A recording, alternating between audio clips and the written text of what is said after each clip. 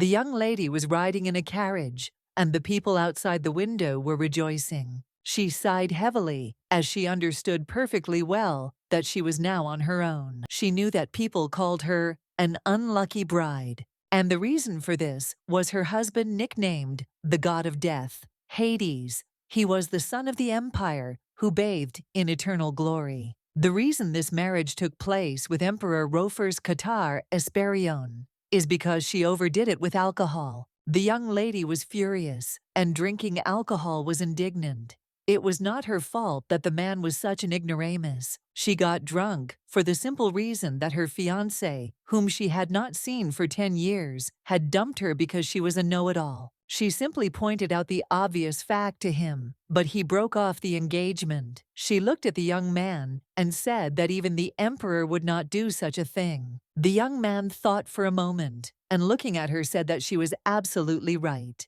The young lady froze, looking at the young man. She wondered who he was. She was puzzled and did not know how long he had been with her. When she looked up from her mug, the man was sitting in front of her. She could see that he didn't look like a bad boy. She ate the food he offered her with a smile. After that, she knew that he had already surpassed her stupid ex-fiancé. She sighed heavily because she wanted to go back to the academy. She did not want to look for a groom anymore, and she did not need marriage. He looked at her in surprise and asked if she was looking for a partner. She screamed that she hated old and ugly people. She said that if she had to get married, she would like an intelligent and handsome young man. She looked at the young man with confusion, as she could not see his face because of the hood, but she thought he was very handsome. She noticed that he had a very good voice. She liked his wonderful amber eyes. He looked at her in surprise and said that she shouldn't sleep here. She sighed heavily and said that she was very tired. The young man looked at her intently and asked if she was okay. The lady realized that he suited her in all respects. She noticed that he was very kind and also very handsome and knew how to listen. She grabbed his hand and asked if he was married. He looked at her in surprise. She asked with a smile if he loved someone or if he was engaged. The young man sighed heavily and said that he did not have a lover. She looked at him with a smile and said that it was very good, and he suited her. She smiled and said that they could get married. The young man froze in shock as he did not expect such a thing. She said with a smile that she was asking for his hand. The young man looked at her in surprise for a moment, then thought about the offer. She looked at him in surprise and asked if he really didn't want to. Oleg said that wasn't the issue. He looked at her intently and asked if she cared about the man's status. She asked in surprise what he was talking about. She instantly thought about it because she knew that only aristocrats came to the bar in secret to freely enjoy drinking. She looked around and realized that there was no sign anywhere that the bar was for nobles only. She looked at him closely and asked if he was a commoner. For a moment, the young man froze in place. She thought she had touched him on the quick. She smiled and said that she had a title, and he could become part of her family. She said she needed to get married and have an heir, and her ex-fiancé was not only stupid, but also old and bald. She looked at him intently and said that children take on the traits of their parents, and with such a father, there will be no offspring. She said that her parents might not like him at first, but his face would make them change their minds. She looked at the young man intently, as she realized that her words had no effect on him. She sighed heavily, as she understood that she would have to meet with aristocrats. She wanted to drink herself to death. The young man looked at her in surprise and told her that she needed to stop. She said with a smile that she felt great and that it was time for her to go home, as she needed to meet potential men. She smiled and said that she wanted to sleep already. He said in surprise that she should stop as she might run into danger. She looked at him intently and told him that he should be quieter. The lady pulled him towards her, and in doing so pulled the hood off his face. She said the hood made him look suspicious. She looked at him intently and wondered why he hid such beauty. She frowned, not understanding what he was saying. The young lady was getting sleepy. A moment later, she fell asleep with a smile of oblivion. The maid, drawing aside the curtains, asked her mistress if she was awake and how much she had drunk yesterday. The young lady sighed heavily, as she had a headache. She wondered how much she had drunk yesterday. She thought for a moment as she felt as if she had forgotten something important. The young lady was in shock. Her head hurt very badly, as if someone had hit it with a hammer. She sighed heavily and said about the maid that she had not touched alcohol for a long time, and that was the reason she felt so bad. She looked at the maid in surprise and asked how she got home at all. The maid looked at her in surprise and asked if she really didn't remember. She said that one of the workers had brought it. The maid said that they were very lucky that the man had thought to come to the back door, otherwise the countess would have seen her. The lady in turn now understood why the pub needed the names of the customers, since they took drunken guests home. But she was puzzled and didn't understand why they didn't give her the bill. She wondered if she had really gone too far and they were counting the damage. A moment later, the young lady greeted her friend with a smile. Ellie greeted Lorraine with a smile. She was very happy to see her friend. Ellie smiled and thanked her friend for the invitation. Lorraine smiled and told her friend that she looked wonderful. The lady knew that she had the effects of drinking on her face and had to put on makeup. The lady wanted to find out from her friend what happened with her fiancé. Ellie said that they had not seen each other for 10 years, and they simply were not right for each other. She sighed heavily and said that it was the Count who decided to break up. The young lady looked at her friend in surprise, as she saw that she was looking at her very strangely. Lorraine looked guiltily at her friend and asked if she knew that the Count was very worried about his weak mind. Looking at her friend, she said that the Count's family is connected with trade, so everyone in the family speaks more than 3 languages, and he failed the language exam 3 times. The young lady told her friend what had really happened. Lorraine sighed heavily and said that her friend had only given him a hint. Ellie said that she always kept quiet when he talked nonsense.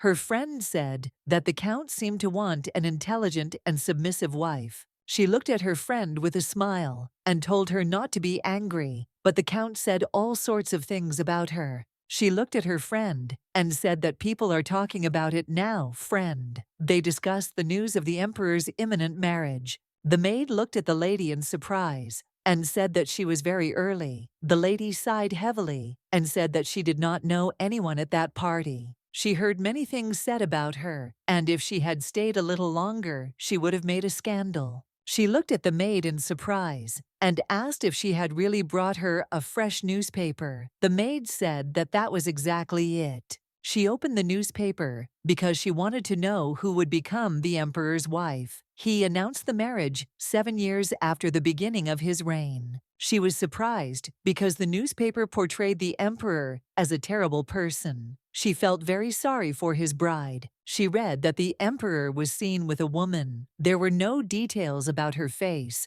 but she had long pink hair. The young lady stood frozen in shock. She didn't understand what she had just read. She wondered if they had written about her. She met the emperor. She was wearing a wig. She had pink hair with blue tips. The young lady threw the newspaper down in denial. She was puzzled by the situation. She sighed heavily and laughed, wondering if her eyes had deceived her. She laughed hysterically and said that all sorts of strange words were coming to mind. She knew that after the breakup, she was very irritated and put on a wig without looking. She was sure that her hair color was completely different. She knew her maid would not use such a bright color. The young lady froze in shock as she realized that the newspaper was writing about her when she opened the chest that contained the wig. She knew that she had been drinking with someone and that her maid had gone to the bar but found out there that the bill had been paid. She had not been to the capital for a long time, so she did not know anyone. The young lady was shocked. She wondered if she had met the emperor. Then she couldn't believe it because it was hard to imagine him there. She thought for a moment and remembered that her maid had kept newspaper clippings from the celebration of the founding of the empire. She was in shock because she didn't believe that something like this could happen. He looked at her hard and said she mustn't sleep. He asked if she could go. He said she had to wait for the carriage. The lady said with a smile that she did not care about his status, since she was smart and rich. The young man said that he knew about it. The young lady in turn froze in place and wondered what she had done. She was alarmed as she did not know what kind of lady the emperor was going to take as his wife, since her identity was unknown. Everyone tried to find out more, but found out nothing, since there were no free ladies with such hair color in the empire. The young lady sighed heavily, as she knew that she would be in big trouble. She knew that now everyone would be talking about the emperor's wedding. She knew that she must have forgotten something, because of the alcohol. She thought that she would not have been able to speak so casually with the emperor. But in turn, she was guilty since she chatted casually with the emperor. And that evening, it was her fault that she allowed the emperor to serve her food. She was guilty of boasting about her position to the emperor. She remembered smiling and saying that he looked great without his hood. She smiled, looking at the emperor, and said that she had already imagined their future, and he did not need to worry. She said with a smile that even if they got married, there was no need to worry about the children's appearance. The young lady was shocked, as she remembered that she had imposed herself on the emperor very strongly and proposed to him. She had an excellent memory, so she could force herself to remember every detail. She knew she would be executed for her drunken chatter. She was more worried about the embarrassing behavior than about a possible marriage with the emperor. She thought that it was not her fault, since she did not know who was in front of her because he did not even introduce himself. She was surprised because the newspaper wrote about the emperor's wedding, but at the same time they were looking for a bride. She knew they still hadn't figured out who that lady really was, but the emperor had simply made a statement. She looked closely at the emperor in the newspaper and noticed that he was very handsome. She was sure that some men like women were afraid of marriage. She thought that she had worked herself up. She knew he wasn't crazy enough to marry a drunken stranger. She wanted to send a letter to the academy. She wanted to agree to take the offered position of professor. Sometime later, her mother entered the room and looked at her daughter in surprise, as she did not understand why she was making so much noise. The young lady in turn slowly tore up the newspaper and asked her mother for forgiveness. She asked her mother in surprise what had brought her to her. Madame smiled and said that she had received wonderful news and had come to her. Madame handed her the invitation with a smile and said that the emperor had invited all unmarried ladies to the ball. Ellie was surprised, as this was the first time the emperor had arranged something like this in the palace. She was puzzled and did not understand why he was throwing a ball and wondered why all the unmarried girls needed to be there. The lady looked at her daughter and said that she was very worried about the break in her engagement, but she noticed that it would be a good opportunity for her daughter. The lady told her daughter with a smile that they needed to visit the studio tomorrow and choose the best outfit for her. The young lady in turn had nothing against marriage, but she did not want to connect her life with a fool. She looked at her mother intently and said with a smile that she agreed. The man looked at the emperor in surprise and asked what he had done to deserve this. The emperor in turn looked at him intently and asked why he was asking. The emperor asked in surprise, "Does he really want to know why he must die?"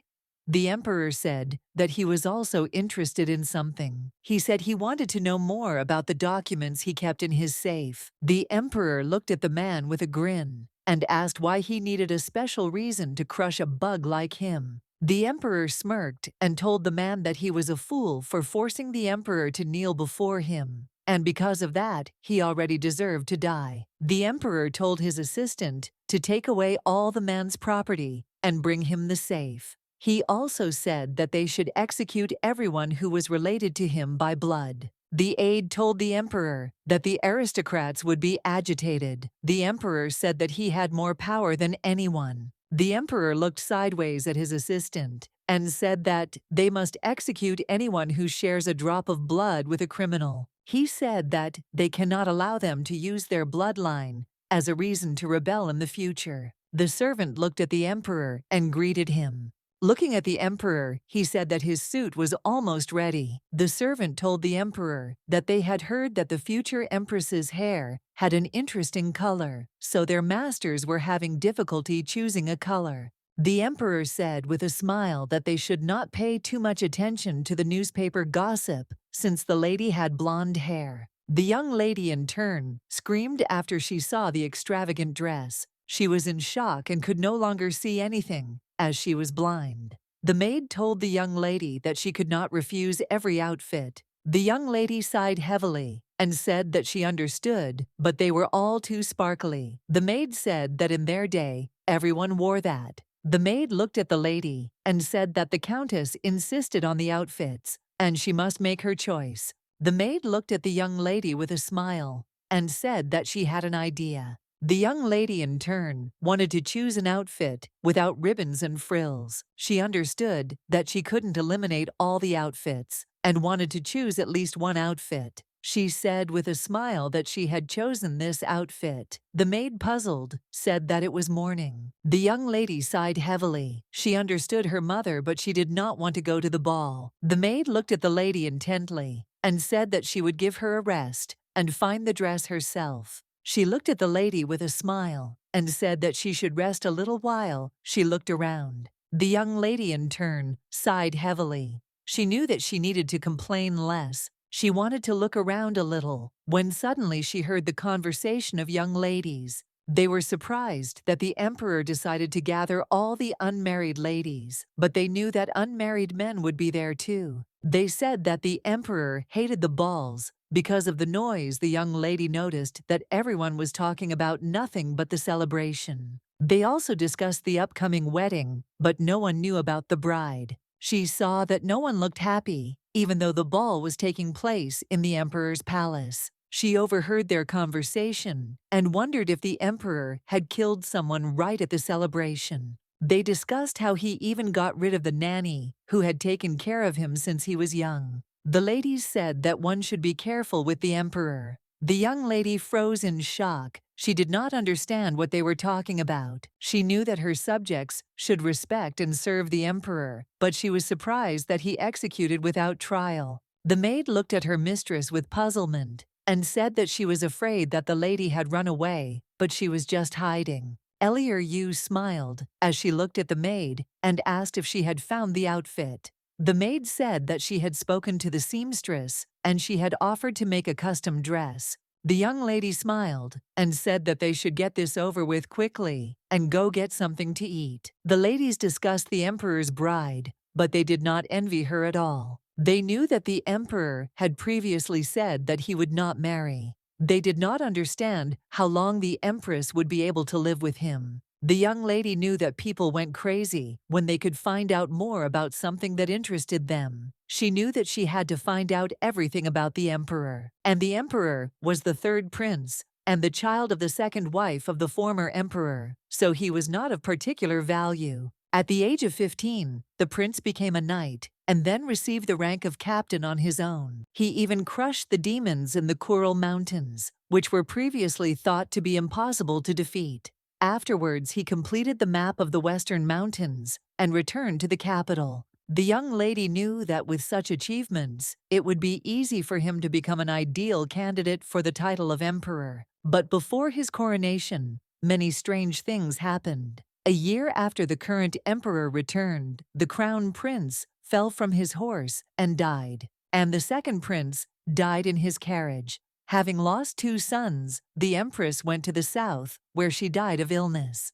She knew that the death of her relatives was to the advantage of the current emperor, and probably such stories were the reason why the nobility remained silent. She wondered if he was a tyrant who took lives easily. She knew that public executions were very strange, but he would not have treated a drunken woman so politely if he had been a tyrant. Eliru sighed heavily, wondering why she needed all this. She was furious because she knew that if she hadn't gotten drunk because of her fiancé, she wouldn't have gotten involved with the emperor. She thought for a moment that it would be quite an honor to drink with the emperor. She knew that she had to keep a low profile at the celebration. She understood that even if she was wearing a wig, the emperor would still guess, since he was quite observant. She thought that he was probably deliberately maintaining the image of a tyrant. She knew that if he executed critics, there would be no problem with nicknames and accusations. The emperor thought for a moment, for if he had known that he could bind her to himself with the ring, he would have taken advantage of it long ago.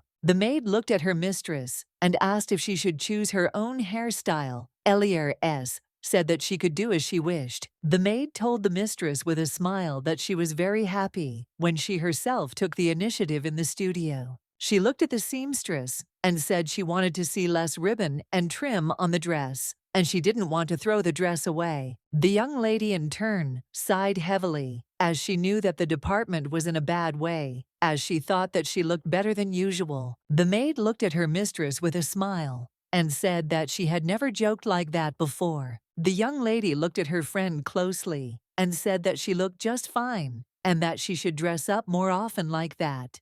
Elier thanked her friend for the compliment, puzzled she had asked for as few frills as possible, because she thought that she would not stand out. The young ladies looked at the whole crowd in surprise. They were surprised because there were many free people in the empire. Lorraine S. said the invitation said all single ladies were to attend, but she had just gotten engaged, so she was on the list too. She looked around carefully and said that if you take into account all the engaged people, it would be easy to explain the number of guests. The young lady looked at her friend and said that she needed to talk to the others. Ellie said with a smile that she could go. She smiled, and looking at her friend, said that she really hoped she would meet someone today. The young lady, in turn, understood that she had to remain inconspicuous all evening. She was puzzled because she knew that she could not leave before the emperor appeared. She noticed that people were arguing all the time whether he was a tyrant. She had already found the nearest exit, and now all she had to do was wait for the emperor. She looked at the glass of fine alcohol for a moment, wondering where the emperor had gotten it. A moment later, the arrival of the emperor was announced. She looked closely at the man who had been watching her drunken antics from behind,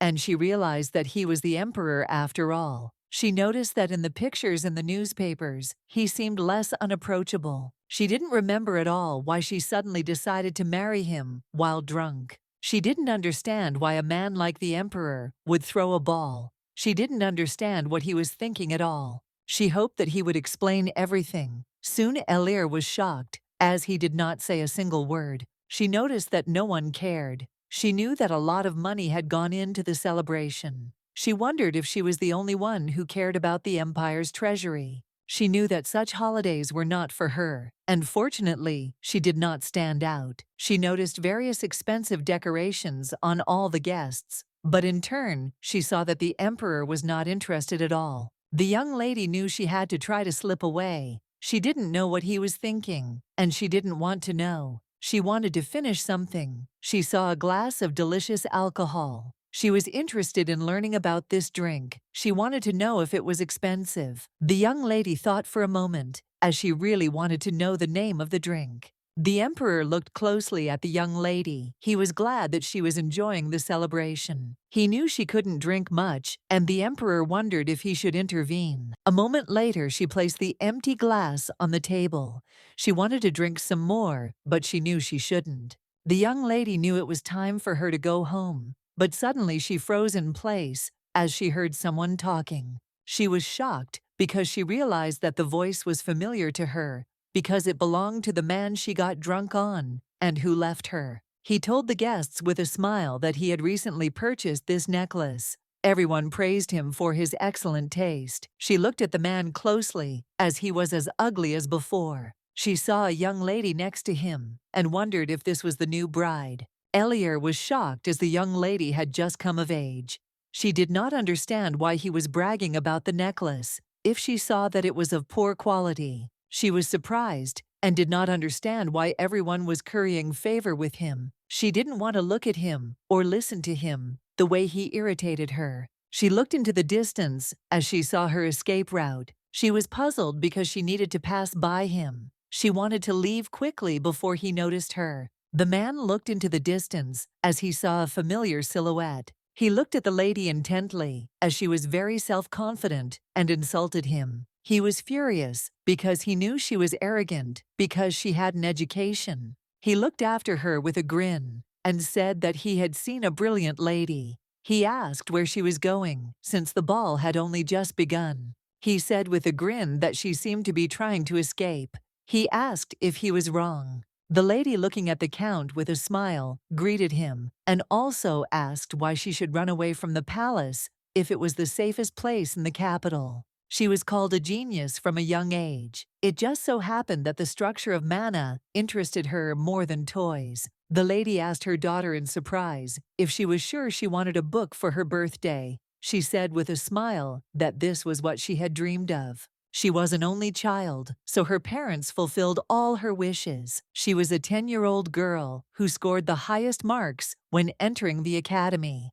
Not every scientist could repeat her success. The lady told her mother that she did not want an engagement, as she was going to the academy, and she did not like the Count at all. Madame said that she understood her, and she did not like him either. The young lady said that, in that case, she might not marry him. Madame said that the Count's family was very rich, and they could support her aspirations in the future. Madame looked closely at her daughter, and sighing heavily, said that the world is often harsh to women. The Count looked at the lady with disdain, and asked if she was hiding in a corner, since no one was accompanying her. He said with a grin that it was hard for him to see her in this position, since she was his ex-fiancée. She said with a smile that he shouldn't worry about her at all. She asked for forgiveness as she was about to leave. The Count, in turn, was furious, grinding his teeth. He squeezed his bride until it hurt, and she made a drawn-out sound of pain.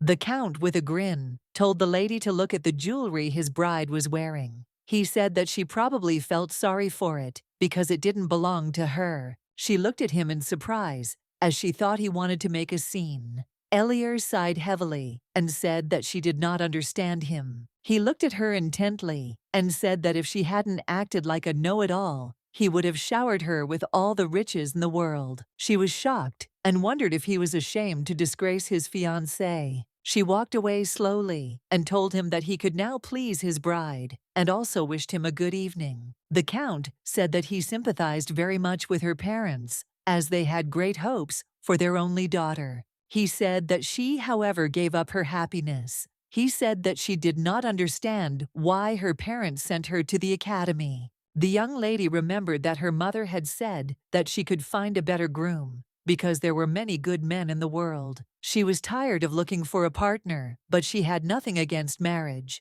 She understood that he was simply not capable of becoming better. She was puzzled because she had tolerated him all the time. She had tolerated his antics. The lady smiled and told her daughter that she was very proud of her because she might not realize it now, but the marriage would benefit her. She said that the more power her husband has, the more freedom she has. She looked at the Count with a grin and said that she was more worried about his parents, who were putting up with such an inept son. She did not understand why they did not hire a teacher for him. The Count looked at her with fury and asked what she said. She smiled and said that there was no shame in being a slow learner. Elier said with a smile that the real fool is the one who does not see his own shortcomings. The Count's companion froze in place, and everyone began to whisper. Elier looked at the Count with a smirk and said that it might take time, but she hoped that he would find a teacher of his level. He looked at her with fury and asked what she was. He said he did not understand how she dared to read him notes. She smiled and said that notes refer to music. She said with a smile that he probably wanted to lecture her. She didn't mean to say that he was illiterate, but he confirmed it himself. He looked at her with fury and could not utter a word. He came closer to her and asked her angrily how she dared to say such a thing to him. He asked if she really thought she was smart and was laughing at him now. She looked at the Count intently, for she saw that he was simply a pitiful man and that he could not frighten her. The Count shouted furiously that no man would want such a slut as she, and he raised his hand to hit her. The young lady was in shock. She wondered if he was going to hit her. At the same time, she instinctively closed her eyes, expecting the blow. A moment later, she opened her eyes, not understanding who had stopped him. She looked in surprise at the Emperor, who shielded her with his body. The Emperor angrily asked the Count how he dared to raise his hand against a lady in his presence. The Emperor asked the Count if he had forgotten who the owner of the ball was. The Count froze and asked the Emperor in surprise what he meant. The young lady, in turn, was shocked. She did not expect that the emperor himself would stand up for her. She stared at him, unable to look away, and the emperor told the count with contempt that it seemed that the rumors about his hopeless stupidity were not lying. The emperor kicked the count and asked with contempt who had allowed him to create disorder at the celebration. The young lady was in shock. She did not understand what was happening. She knew that the count had tried to hit her, but he had been prevented. The emperor looked intently at the young lady and asked if she was listening to him. Elier looked at him in bewilderment. The emperor asked if he should deal with the count. She looked at the emperor in bewilderment and asked what he was talking about. The emperor looked sideways at the count and said that he was talking about that fool. He said that he would deal with it as usual. He looked at the lady intently and said that it would take him 15 seconds, but that blood would have to be spilled. The lady said that this should not be done, since today was a holiday. For a moment the emperor thought about what she said. A moment later, he refused, saying that he needed to get rid of anyone who might cause trouble in the future. The emperor said, "Young lady," that he was waiting for her to come, but the count ruined everything. He said that they had much to discuss. The young lady looked at the emperor in bewilderment, as she did not understand what to talk about. He looked at her with a smirk and said that after everything that happened she couldn't forget what she did that night. He looked intently at the young lady and said with a smile that she had asked for his hand. He said that he had received an official proposal and some formalities needed to be observed, and since she had made the first move, he could not approach her first.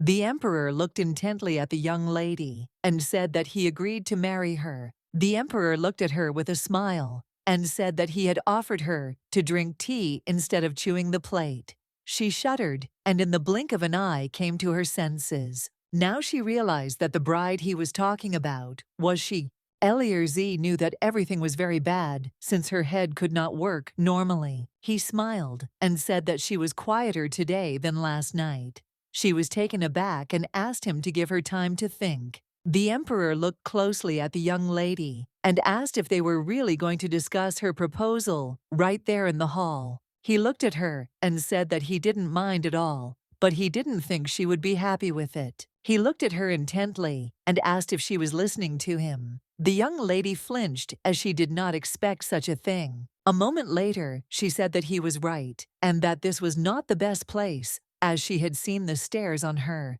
She wondered if she would be punished for insulting the imperial family. The emperor looked at her and said that she should follow him. The young lady in turn trembled with fear because she knew that he could kill her at any moment. As she passed, she heard everyone whispering about her because they wanted to know if she was the emperor's true bride. She sighed heavily, for she knew that she was now the woman who had ruined the emperor's ball, and she had also pestered him when she was drunk. She wondered if he really had the right to kill her. She had heard that he had killed people ignoring the law. She realized that he had accepted the offer only when she got rid of her useless thoughts. The emperor asked the lady if she had finished thinking. She looked at the emperor intently and trembling said that she had committed a terrible crime. The emperor looked at the young lady with surprise and bewilderment and asked what she was talking about. He looked at her intently and said that he was not interested in her misdeeds. He did not want to discuss them.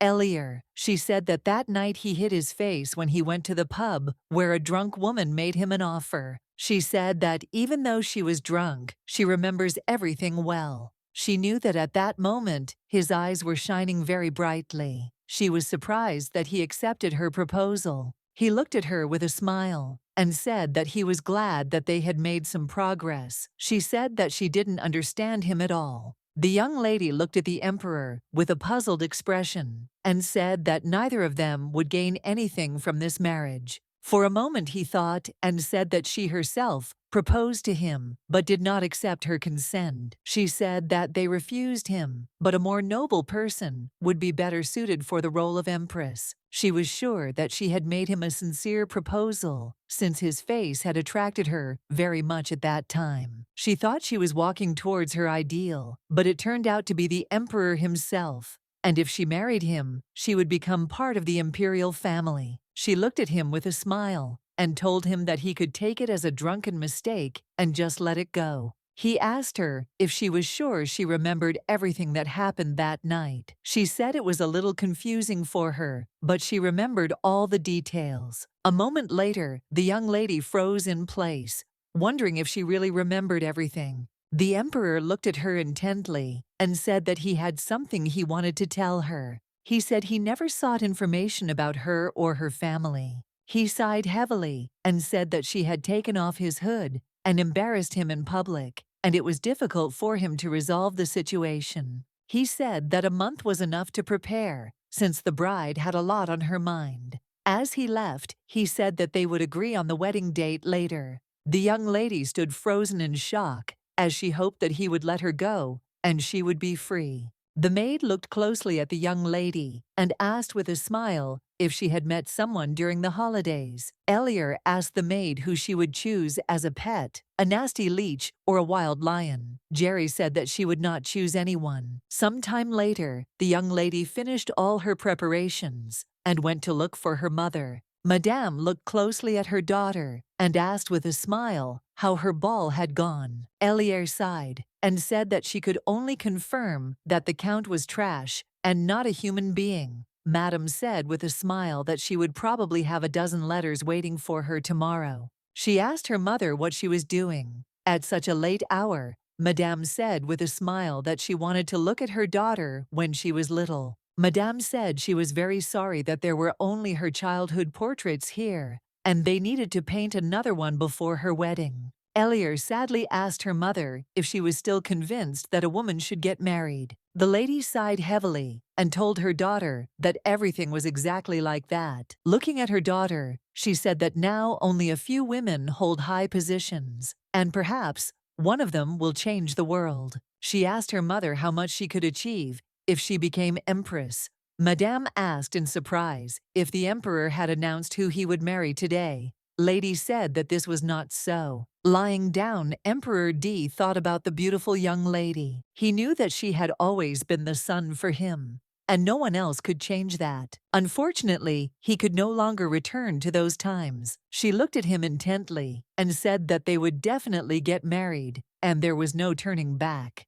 The young man, in turn, sighed heavily. She asked in surprise why he was sighing so heavily. She asked, puzzled, if he really didn't like the idea of marrying her. He looked at her intently and said that it was not that the young lady was very irritated and did not understand what the problem was. She didn't understand why he hesitated. She said that if he found her, she promised not to pretend to be a stranger. The young lady, in turn, understood perfectly well that this situation was simply terrible. She did not know what to do. Sometime later, the maid informed the lady that people from the imperial palace had arrived. Sometime later, the man read to the young lady a letter written by the emperor himself. He said that if she wanted to say something, he would certainly inform the emperor about everything. She saw that he had indicated the cost limits, asking how much on average it cost for an imperial wedding. The man asked in surprise what limits they were talking about, since they had only brought her wedding gifts. She was shocked and said that she only needed a dress.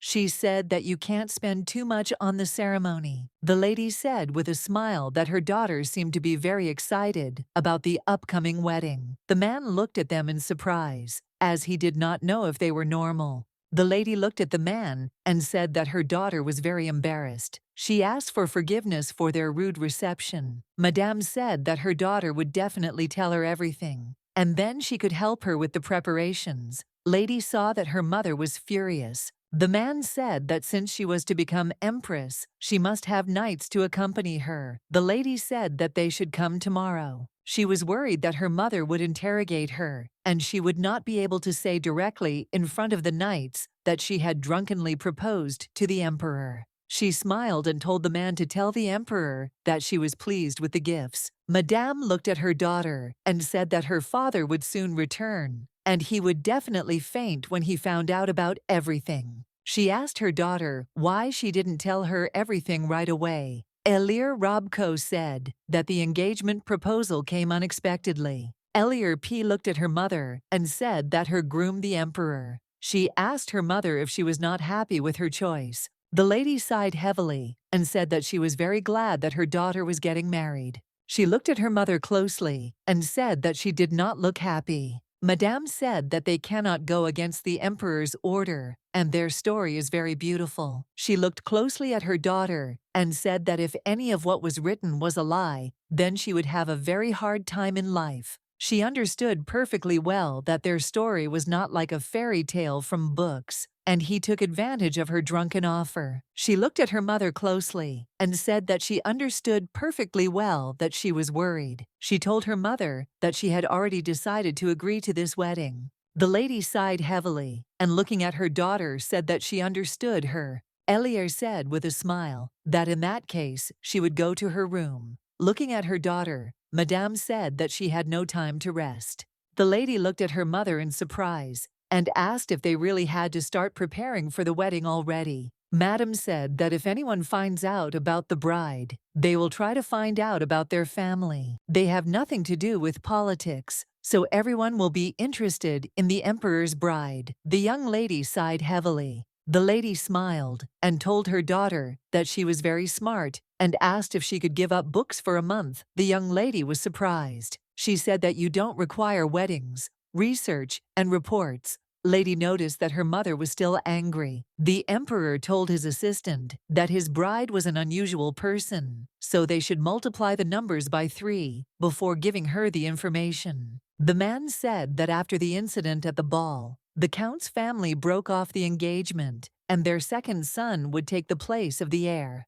The man sighed heavily and said that unfortunately, the count had escaped last night, and they were now looking for him. The count, in turn, was very angry with his brother because he told him to run away. He knew that all his troubles were because of the lady. He was furious and wanted to kill them all. He found out that he had to start with the girl first. He wanted to give her a humiliating and painful death. The emperor sighed heavily and said that he should kill the count. Then the lady might get scared and refuse him. The count was furious as he left. He insulted the lady. He knew that he simply would not accept all this. The emperor sighed heavily and said that the young lady would be very disappointed in him if she found out. The emperor sighed heavily and said that a man who does not strive to improve when given many chances has no right to remain alive. The emperor looked closely at the young lady and asked how the wedding preparations were going. He was worried and wanted to know if she needed anything. She looked closely at the man who sat in front of her with a beautiful face. She said timidly that he had already given her a lot, and she did not think that more would be needed. She was puzzled because, frankly speaking, she was not enjoying the situation too much. She did not understand why he invited her into the garden and wondered if he really wanted to maintain the image of their romance. The emperor looked closely at the young lady and said that she did not seem to like the tea. She looked at the tea in surprise and said that it was wonderful. The emperor looked at her in surprise as he noticed that she had not touched the cup since his appearance. He said they could reschedule the meeting if she was unwell. Elier, with a smile, said that she was fine, but in turn, she was puzzled as she had to work very hard. She could not say that her wrist hurt, and from preparing the invitations the night before, Madame looked at the young lady and said with a smile that His Majesty had invited her to the palace and that it was very kind of him. She looked closely at the young lady and told her not to make any mistakes when they met. Elier was puzzled and did not understand why she was worried at all. She knew that she needed to throw all thoughts away. Elier looked at the emperor with a smile and said that it would be very awkward if she did not fit into the wedding dress. The emperor looked at the young lady closely and said that he didn't think she needed to worry about her figure. She was worried that she was taking up too much of his time. The emperor said that he would give up the wedding. They should get to know each other better. She was surprised because she felt that the rumors about the emperor were not entirely true. She looked at him intently and said that she had one request for him. The young lady hesitated, not knowing how to voice her request. She glanced sideways at the emperor's personal knight. The emperor looked at her in surprise and asked if Sir Balta was not up to the job. She was taken aback and said that it was not that. She said that she thought it was a bit excessive to give his personal knight to her since they were not yet married. She said that he stands out a lot, and she feels a little awkward being around him all the time. Some time ago, the knight knelt before the young lady and said that he would protect her with his life, as he had ordered His Majesty. The young lady in turn left in shock, as she did not expect such a thing. She asked him to rise. She looked at him intently and said that she would make him safe and he could sit down. The knight said that he was perfectly fine and he would stand. She, in turn, knew that nothing was fine. The knight looked closely at the young lady and said that he would try to be less noticeable since he was causing her inconvenience. Elier, in turn, was well aware that his form was very conspicuous. She looked at the emperor and asked if a knight should be in uniform all the time. She said it would be better if he wore simple clothes. She asked if that was too rude a request. The emperor looked at her and said that at other times he would allow it, but not now. She was puzzled and did not understand what he was talking about. She did not know what his words meant. He looked at her intently, asked if she had heard anything about the family of Theseus. Elier sighed heavily and said that she had heard very little. She knew that after this situation which happened at the second celebration, the son became the heir. She understood perfectly well that the leech could be annoying, but his family had been successfully trading for a long time. And since he brought so many problems, it was logical to replace him with another child. She said that some time had passed since their engagement had broken off, so she was not privy to the details. The emperor looked at her intently and said that the man had disappeared after he had ordered his detention. The young lady looked at him in surprise and asked if he really wanted to capture the count. She did not expect to hear such a thing. The emperor sighed heavily and after thinking said that everything was exactly like that, although he had not made any public statements. He said that in honor of their wedding, he had lowered taxes and given money to poor areas. Everyone in the capital was celebrating, and he didn't want to spoil their mood. He said that foreigners also come to them for the celebration, but he has strengthened border security, and now they carefully check everyone who leaves the empire. She looked at the emperor intently and said that if he wanted to detain the count, then he had committed a crime. She was shocked and knew that this simply could not be, since the count was not smart enough for this. Looking at the young lady, the emperor said that the count had failed to pay a large tax on the profits of one of his businesses. The count had also imported a large number of prohibited items, and he had a knack for this kind of illegal business. The emperor thought for a moment and said that there was no evidence that he had left the capital and that he was most likely hiding somewhere in the city. He looked at her intently and said that she would soon become empress, and no one knows what the count is ready to do. The emperor looked at the young lady intently and said that her new knight was the most trusted knight in the empire,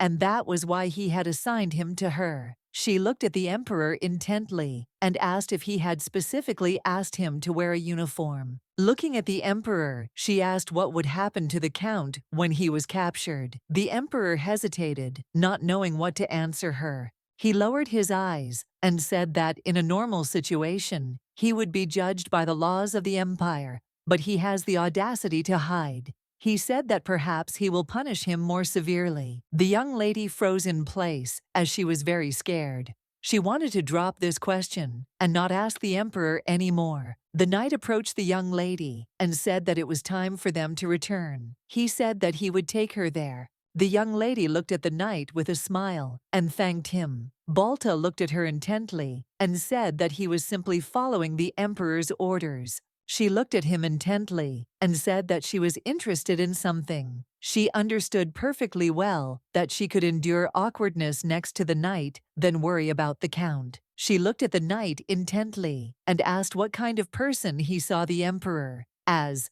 The knight was surprised, as he did not expect such a question. He thought for a moment, but a few minutes later he said that the emperor was a good man. The young lady was surprised, as she didn't expect to hear something like that. She thought for a moment and asked if the emperor had a hobby. The knight quickly answered the question and said that the emperor didn't have anything like that. She looked closely at the knight, as this situation reminded her of her attempts to get along with one professor at the academy. Balta said that the emperor was very strong, and no one could defeat him in battle, and in the Kural Mountains he was inimitable. The young lady looked at the knight intently, as she knew she had to take her words back, as she could see that he simply adored the emperor. She looked at him intently and asked if he had gone to the western mountains with the emperor. The knight said that he had, and that he was younger but was already superior to him, and he was very impressed by this. The knight said that without the emperor, their expedition would have failed. The young lady thought for a moment that the emperor must be very skilled for such a knight to praise him. She knew that if he were a selfish man, he would hardly go to such a dangerous place himself. She wondered if he was trying to strengthen his position among the nobility, since he needed marriage to get rid of the image of a tyrant. She knew that the tea party had been tense, but he did not ask rude questions and was very sensible. She thought for a moment, wondering which side of him was real. The man shouted that he refused the offer because he could not kidnap the daughter of an aristocrat. He knew that the empire's security had become more serious lately, and he could not do this. The man asked him angrily if he was afraid. He knew that he was a professional in such matters. The man shouted that he would double the price, and the money would last him for several months. The man looked closely at the money because he knew that T was right. The man looked at the count intently. Could he promise him that he would not get into trouble if he did this? The count said with a smirk that he promised the man to do his best. He said that the girl's family was not so noble. The count looked at the man intently and said that he just needed to stop the carriage. The count looked at the man with a grin and said that he must not tell anyone about this. He said that he would finish him off before he could surrender to the guards. The count said that he would deal with her knight himself. He grinned as he squeezed the ring in his hand, and looking at the man, said that he had a special weapon. The knight looked at the young lady closely and said that he heard that she wanted to choose an outfit. He said that foreigners had recently arrived in the empire, so there were a lot of people on the streets, and now there were a lot of guards all over the territory, but it was better to remain cautious. He looked at her intently and said that they should return before dinner, but if she still had any other plans, then she should let him know about them. The young lady in turn hesitated. She looked at him closely and said that she knew he was supposed to be keeping her safe, but she didn't understand why he needed to know her schedule. He asked if he was just being a nuisance to her. She said that he wasn't, and that she was grateful to him, but she just felt a little awkward bothering him. He looked at the young lady intently and said that he needed to know everything about her plans for the day so that he could perform his duties better. The maid whispered quietly to the young lady, as she wanted to know if knights were fired if they smiled. Elier sighed in confusion and said that there was no such law in the empire. She remembered that the emperor had said that the knight would be annoying to her at their wedding. He had asked her to pretend that she did not see the knight and he would not be noticed. She remembered the emperor's words, and it seemed to her that he really was driving out everyone who smiled. Balta looked intently at the young lady and said that he would ask the coachman to drive up to the door. The young lady sighed heavily. She knew perfectly well that she just needed to get used to his presence. She was sure that he himself did not like looking after a girl who was not yet an empress. She knew she had to hurry because everyone was talking about her now. She knew that, unfortunately, the count had not been caught yet. She felt very uncomfortable, but she knew she had to smile and endure. She was puzzled and wondered why the count had not been captured if border security had been strengthened. The knight slowly approached the coachman. He looked intently at the coachman and called him, but the coachman in turn did not make a sound. The knight looked at the man in surprise and said that he was not the coachman. He wanted to know what happened to the real coachman. The man hesitated, not knowing what to answer. Without looking up, the man said that his companion had fallen ill and that he would be accompanying them today. The man told the knight that he could verify the truth of his words by asking his companion if he wanted. The knight looked at the man closely and asked if he knew who he would be leading. He said that they were not using the imperial carriage for the safety of the lady. He looked at the man intently and said that if he told anyone, the consequences would be unpleasant. The man sighed heavily but did not answer. He was furious and trembling with fear because he understood that he had fallen into a trap. He was shocked and didn't know what to do because he had been lied to. The Count had told him that the family had no power, but he had heard that the young lady would soon become empress. He was afraid that something might go wrong. The maid looked intently at the young lady and asked if she was not happy at the thought of the beauty of her future dress. Elier looked intently at her maid and said with a smile that she had already tried on his unfinished version. The knight helped the young lady into the carriage and, looking at her, said that he would definitely follow her. The young lady thanked him. She could not believe that she would be accompanied by the emperor's knight. She knew that no one would dare to approach her. The man froze in shock, as he knew this was making things very difficult. As he wanted nothing to do with the imperial knight, he was puzzled, as he had already taken the money. He knew he had to deal with the maid quickly and avoid her as much as possible. He knew that the rest did not concern him, and he just needed to escape. And the Count, in turn, would decide everything himself further. The madam looked closely at the young lady, and with a radiant smile said that she was very beautiful. She looked at the lady and asked what she thought about the dress. She wondered if any adjustments needed to be made. The young lady said sheepishly that unfortunately she did not know exactly what dresses were in fashion. Now she looked closely at those present and asked if the outfit was too chic.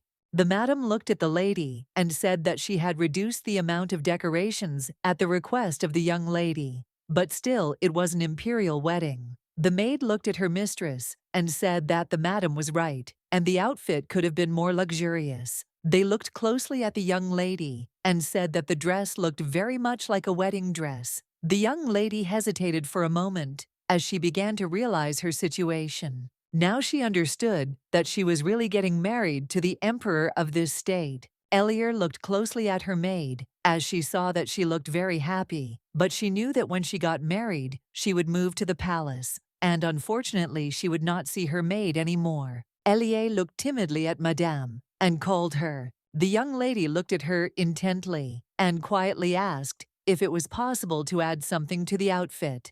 And of course, she would pay for everything. Madame looked at the lady in surprise and said that, of course, that was possible. The madam looked at the young lady with a smile and said that she was very kind. Elier, in turn, thanked Madame for everything she had done. Madame looked at the lady with a smile and said that the size was perfect, and she would add a few details so that the outfit would match the necklace given to her by the emperor. The madam looked at the lady and said that jewelry would make the outfit brighter. Balta S. stood on the street and kept order. He also heard the young lady's conversation. The lady looked at the lady with a smile and said that it was a great honor for her to help her with her wedding dress. She said that she would expect her on the morning of the wedding day. She told the lady to watch her figure, as it would be too late to adjust the dress to her. The young lady, in turn, understood perfectly well that Madame had asked her not to gain excess weight, even if she did increase her shape.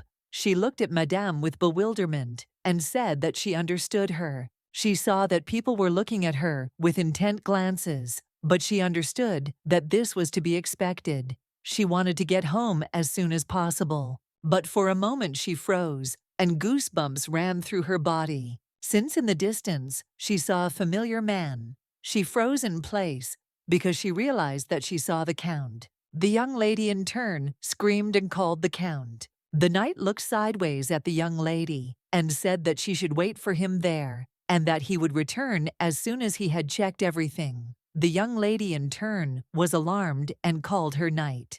A moment later, the knight looked around the corner to make sure he was right and to eliminate the threat, but he did not notice anyone. He looked closely at all the buildings because he noticed that given the location of the buildings, it was impossible to hide quickly and not be noticed. He looked closely at the young lady and said that they should hurry for her safety. The young lady, in turn, agreed with the knight and asked if he had seen anyone. She was very alarmed and excited. The knight looked at the young lady and said that unfortunately he did not see anyone, and in this place it is difficult to quickly hide if the person has not trained. She sighed heavily and said that perhaps she just imagined it. She asked his forgiveness. The knight looked at Alir intently and said that it was better to be careful if she felt danger. Alir froze and wondered if she was wrong. The coachman looked closely at the knight and said that he would certainly take them to the estate. She thought for a moment because she knew that the count did not have any martial arts. She thought that perhaps she was being followed by a person from some noble family. The count in turn was very angry. He knew that he would certainly take revenge on that girl. He knew that she would not become an empress.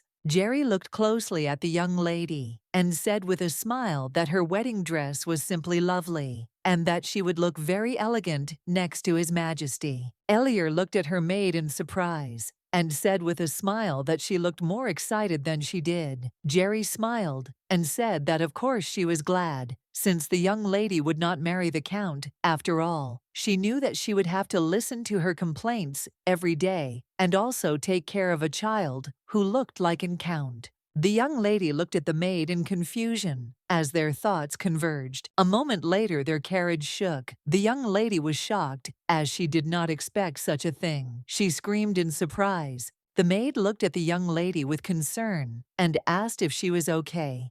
Elier, she looked closely at the maid and said that she was okay, and also asked if Jerry was hurt. The young lady was agitated as she did not understand what was happening. She wondered if the carriage was okay. A moment later, she heard a noise that was in the street. A few minutes later, the knight opened the door and, looking at the young lady, asked if everything was okay with her. She looked at him in surprise and asked what happened. Balta sighed heavily and said that there seemed to be a problem with the wheel, and it looked like they would have to send out a distress signal. He looked closely at the young lady and said that it was very dark and dangerous outside. He asked her to stay inside the carriage with the maid. The young lady was a little puzzled, as she knew that everything was fine with the carriage in the morning. She did not understand how this could happen. The knight frowned for a moment, and looking at the young lady, he said that he also thought it was suspicious. A moment later, he handed her the scroll, as well as a small dagger. She looked at him in surprise. The knight sighed heavily and said that he hoped nothing bad would happen. He looked at the young lady intently and said that they had noticed a suspicious person during the day, and now a very casual situation had happened to them. He knew that they had to be vigilant. She looked at him intently, but said nothing, as she knew perfectly well that he was right in this situation. Balta, in turn, understood perfectly well that the guards had to be nearby, and he had to give a signal immediately. He looked closely at the coachman and asked what was wrong with the wheel. The knight was very angry. Looking at the coachman, he said that he asked him to take the job very seriously. He told the coachman that he was carrying an important guest. The man in turn did not answer and continued to make the wheel. Baltazar lit a flare as he wanted to signal the other knights. He looked closely at the coachman and said that he had heard that there was often a spare wheel under the carriages, but at the same time the count swung his weapon as he wanted to hit the knight. Balta, in turn, felt some pressure from behind and turned around, but unfortunately the man was a little quicker and with a roar and fury struck the knight on the head. The maid looked at the young lady intently and, puzzled, said that something was wrong. The young lady looked at the maid in surprise and excitement and asked what she was talking about. Jerry thought for a moment and wondered if the wheel was broken. Shouldn't they hear it being fixed? The young lady, in turn, understood perfectly well that her maid was absolutely right. She was puzzled because it was too quiet outside. She understood that given the character of her knight, he should have reported by now. She understood that something serious had happened. The young lady, in turn, became very wary since she did not even hear the sounds of the battle. The young lady slowly handed the scroll and dagger to the maid. The maid looked at her mistress in confusion and asked why she needed to take it. Elier looked at the maid and said that, as she had said earlier, it was very quiet outside. She said that the knight would have spoken to them by now if everything was okay. She said that they needed to use his things to defend themselves. She looked closely at her maid and said that it was better to be safe than sorry. The maid looked at the dagger and asked what to do with it. A moment later, they heard a man's voice, asking the lady to go out for a moment. She was excited and asked who was at the door. The man said he was the coachman, and the knight asked to bring her. The young ladies froze in shock. The maid said the coachman's voice had changed since the morning. The young lady was wary, as she knew something had happened to her knights. The maid shouted at the man not to lie, as the knight himself would have called them. The lady looked at the maid in surprise and asked what she was doing. Jerry looked closely at the lady and said that she needed to let her hair down to hide her weapons. Jerry told the lady they were in danger. She told the lady to keep her dagger and her flares. A moment later they heard a crash, and later they saw a man. The Count looked at the lady with fury and said she was always so difficult. He said she should have come out at once. The maid blocked the young mistress with her body. Elier looked at the man intently and froze in place as she recognized who he was. She screamed in surprise. The Count looked at the maid with fury and told her to get out of the way. A moment later, the Count angrily pulled the maid by the braid, and she involuntarily screamed. Elier was in shock as the Count carelessly threw her maid to the ground. The Count looked at the young lady with fury and said that she was irritating him and ordered her to stop screaming. The young lady in turn rushed to the maid, but the Count managed to grab her by the hand and pulled her towards him with fury. He looked at her with fury and asked if she could imagine what a laughing stock he had become because of her. The young lady was shocked and wondered if the Count was strong enough to defeat the knight. She wondered if her maid was okay. She looked at the Count and said with disdain that he was wanted. She looked closely at her maid because she saw that the coachman had no score to settle with her. She understood that the Count had simply bought him. She looked at the Count with contempt and asked if that was the only reason he was trying to kidnap her. The Count was furious. He shouted that he was the heir, and because of her, he had lost everything. Elier angrily looked at the Count and asked what her fault was. She was shocked because she saw that he was like a beast. The young lady in turn could barely restrain her impulse. She wanted to scream because she felt that he would soon break her wrist. She knew that her other hand was free. She remembered that the maid had told her to keep the dagger to herself. She had told the young lady that she was the future empress and must take care of herself. He shouted with fury and asked how she could boldly throw him out of the family. The young lady in turn understood perfectly well that she should soon become empress, but Jerry's life was no less important. But still the maid gave the young lady her weapon. The young lady understood perfectly well that when the knights arrived first of all, they would help her. She knew she wouldn't just watch. Elier looked at the Count and asked if it was her fault. He looked at her with fury and said that she had ruined his life. She looked at him with fury and asked why he always blamed her for his own worthlessness. At this, she pulled her hand away and struck him. The Count was furious because he saw the young lady running away. He did not understand how she dared to hurt him. He shouted after her with fury that he would certainly kill her. The young lady ran away from the Count in a hurry, but her heels and frills were in her way, and the Count in turn ran after her furiously and shouted. She was puzzled and would never have thought that a dress could cause so much trouble during an escape. She did not know how much longer she had to run. She was breathing heavily and thought that she had spent all her energy on studying, but she needed to devote time to training. She saw that the Count was running faster than she thought. She wondered if he had taken some kind of medicine. The Count looked at her with fury and said with a grin that she could run away in any way that would only make him happier. The young lady stood frozen in place, not knowing what to do. She saw that there was a dead end ahead. She knew she couldn't give up, and she had to think of something fast. She looked at the Count with fury and shouted that he was simply terrible, and at the same time, she launched a signal beacon. He looked at her intently and asked with a smirk if she was done with her little tricks. He didn't understand where she got so much self-confidence from. She looked at him with fury and asked if he had really lost his mind. She said that even if he killed her, the guards would catch him. He looked at the young lady with fury and said that he was prepared for death when he came here with the speed of lightning. He grabbed her by the neck and began to strangle her. The young lady was shocked because she did not expect this. She was suffocating. He looked at her with fury and said that to make her suffer so that she could not expect an easy death. Elier looked at him intently and in a trembling voice asked if he really thought that she was to blame for his troubles. He swung at her angrily and shouted at her to shut her mouth. He shouted that she might be the smartest, but right now she was just a weak girl. He struck her furiously, and she fell to the ground with a crash. She looked at him intently and said furiously that he seemed to know only one insult. Elier P. looked at the Count and shouted that she should have guessed that he was a lost man after his words about the sun rising in the west. She shouted that he always shifted the blame onto others. She asked if he would really complain to his parents for giving birth to such a moron. A moment later, the Count slapped her angrily across the face and told her to shut her mouth. He could not tolerate her insulting him. She fell, and he kicked her. He was furious and did not understand why his life was over and she would become empress. He screamed furiously that he would not allow this.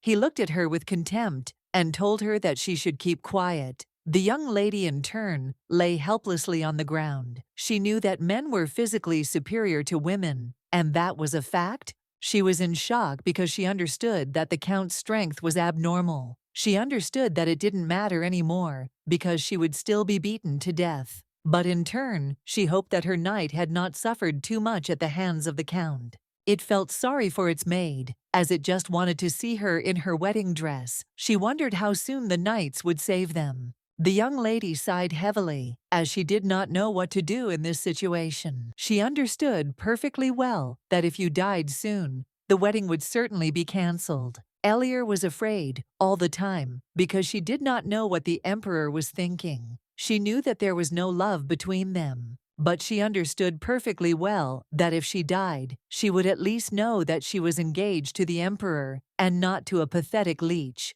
She knew that in the next life, she would find an understanding and loving man. She wanted to spend her days researching and living life to the fullest. She heard the Count mocking her, but a moment later the Emperor came up behind the Count. He struck the Count with fury. The young lady froze for a moment, as she was no longer in pain. She wondered if this was what death felt like.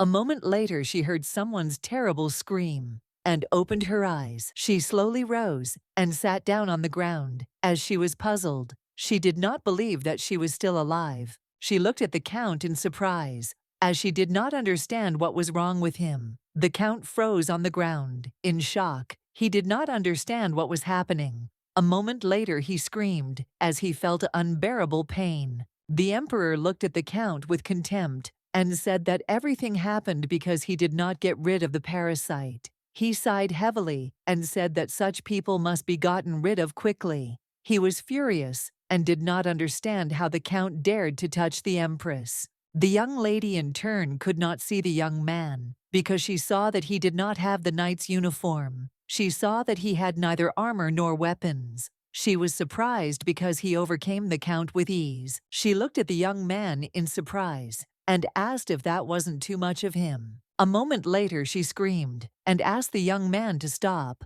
She looked at him intently and thanked him for saving her, and also said that if he continued, T.O. might just kill the Count. She said that he deserved to be beaten, but should be executed according to the law. A moment later she froze in place, in surprise, as she saw the Emperor. She looked at him in surprise and asked what he was doing here. Elier looked at the Emperor intently and said that she was expecting the knights to come. She said that her knight was attacked and asked the Emperor if he was alive. The Emperor walked up to the young lady. He was shocked as he saw her face and neck. He noticed that there were wounds on her body. He looked at her with rage and asked if that bastard had really inflicted wounds on her. The young lady froze in shock on the spot. She looked at the emperor intently and said that she needed to buy time and had to take a risk. She looked at him intently because she did not understand why he was behaving this way. Elier understood that she had suffered by her own choice. She looked closely at the emperor because she saw that he was in more pain than she was. She froze in place in surprise as she saw that his hand was shaking. The young lady timidly called out to the emperor, and a moment later they looked into the distance as they heard knights approaching them. The knights looked closely at the emperor and said that they had captured the coachman in the forest and found Balta. They said that it looked like he had been attacked from behind. The emperor looked at the knights intently and said that they would deal with it later. Balta. He said that they needed to bring the criminal to the palace since he dared to wound the empress. The emperor looked closely at the count and said that he also had an unusual ring with him. He told the knights to take it off and examine it carefully. The young lady looked at the knights intently and said that they had captured the coachman, but there should have been a young maid with him. She asked excitedly if she was okay. The knight looked at the young lady and said that the maid was injured and she was blindfolded. He looked at the young lady and asked if she knew the maid. Elier looked at the knight and said that she was her maid, and also asked what her condition was. The emperor, in turn, looked intently at the young lady and reached out to her, but with the speed of lightning, he stopped and looked intently at his hands, as he had unconsciously reached out to her. Elier ran up to her maid in a hurry and asked if she was okay. The maid looked at her mistress in surprise. A moment later, the maid saw her mistress together with the emperor. The young lady looked closely at her maid and asked if she was okay, as she was very worried. Elier came closer to the maid and said that she would examine her. Now, she was very upset and worried, as she was worried that she was in pain somewhere. She saw that her hand was wounded. The maid looked at the young lady and told her to forget about her hand. She saw that the lady's face was wounded, with tears in her eyes. Jerry asked the young lady if the count had hit her. She screamed that he was just an arrogant animal. She cried and couldn't believe that he dared to hurt her. She said that it was her fault. Elier looked intently at the maid and said that she was fine and she would apply the ointment and all the wounds would heal. She asked the maid not to cry. The emperor looked at the young lady intently, as he was very upset. He knew that he was to blame for what had happened. Moments later, a knight called the emperor. The knight looked at the emperor intently and said that the count and the coachman he had hired had been captured. The emperor looked at his knight and told him to take them away and lock them in the palace. The knight said that he understood everything, and also said that the carriage for the lady was ready. The emperor looked closely at the knight and told him to send as many knights as possible to her and bring her home. He also noticed that she had many wounds. He asked the knight to send a doctor from the palace to the young lady. The knight looked at Elier intently and said that it was already late and they would escort them to the manor. He said that they would be accompanied by knights so they could rest easy. Jerry looked at her mistress intently and said that she needed to quickly return to the mansion and treat her wounds. Elier Opashila, and looking at the knight, said that because of all the commotion, she forgot to ask what condition Sir Balta was in now. The emperor looked at the young lady intently and said that the knight had been found and was already being taken to the palace to be treated. The young lady looked at the emperor in surprise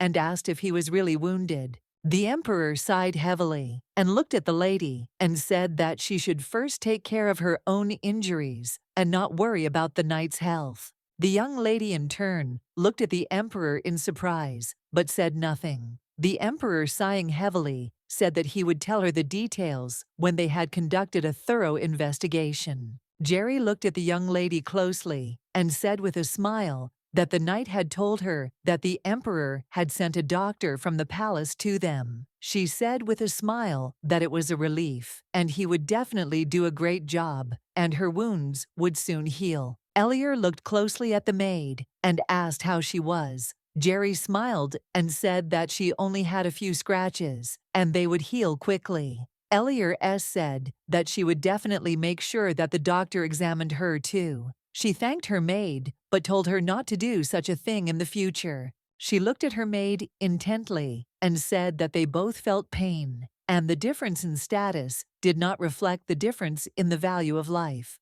Jerry froze in place, but did not answer. The young lady thought for a moment. She had earlier. Elier never thought that the Count would break the law. She was very surprised that his family abandoned him. After all, he was the eldest son. His speed and strength aroused her interest. She knew that something was wrong. She was puzzled and had something more important to worry about. She wondered how the Emperor had found her so quickly. She was, of course, very grateful to him for saving her life. But she, in turn, was surprised and excited, since she did not understand what kind of facial expression she saw then. The young lady sighed heavily and pushed her thoughts away, as she knew that she needed to stop thinking about everything and needed to take care of her wounds first. She knew that the Count would be tried, so she could stop thinking about him and would hear news soon. Balta looked down at the floor and sighed heavily as he told the Emperor that he had no excuse. He said that he held the honorary title of Imperial Knight, but he had failed to protect the lady, and for that reason, he would accept any punishment. The Emperor sighed heavily and, looking at the knight, said that he was the one he had chosen personally, and of course, it was unforgivable for him to lose in a normal situation. He sighed heavily and said that the Count had a very interesting thing. The Emperor slowly picked up the small ring and showed it to his knight. He asked the knight if he had ever seen anything like it. Balta sighed heavily and said that, unfortunately, he had not seen anything like it. The Emperor said that this artifact is very helpful in battle, and anyone who wears it will become stronger than an ordinary knight. The knight looked at the Emperor in surprise and asked if he hadn't created an agency responsible for artifacts when he ascended the throne. The Emperor sighed heavily and said that it was true. The Emperor said that these artifacts were created in ancient times, but the magic disappeared over time, and now such objects pose a danger to the world. For this reason, having become the Emperor, he decided to collect all the artifacts, but some are still somewhere in the Empire, and they are difficult to find. He sighed heavily and thought he said that if the artifacts were stolen from the palace, then they would have to break the arms and legs of the one who was on guard. The Emperor thought for a moment and said that it seemed that the ring was not on their lists, so he only had to take care of the Count. He did not understand where such a piece of trash with no connections got this artifact from. He looked at the Count with fury and asked if he really thought that he was allowed to do anything as long as he wore this ring. The Emperor looked at the Count and said that he had miscalculated when he decided to attack the lady, and not him. The Emperor said that if she had died, his family would have followed her, but luckily his parents had disowned him, and he was going to simply cut off his fingers one by one. A moment later, the Emperor froze in place, as he remembered that the young lady had said that the Count could not be killed, and that he must be punished according to the law. The Emperor sighed heavily. He looked closely at his knight and said that he would forget about his mistake this time. Looking at the knight, the Emperor said that he should recover quickly and return to his duties. The knight looked closely at the Emperor and said that he would do everything and would not make the same mistake again. As he left, the Emperor told his knight that he had assigned more knights to the lady. He also said that Jonathan should go with him to the estate. Balta looked closely at the Emperor and said that they had questioned the coachman and his predecessor. He looked at the Emperor intently and said that the men had reported that they had helped the Count in exchange for gold. The Emperor looked at the knight with fury and said that regardless of the reason, they had helped organize an attack on the future Empress, and they needed to be punished by Suvorov. Balta looked closely at the Emperor and asked what they would do with the Count.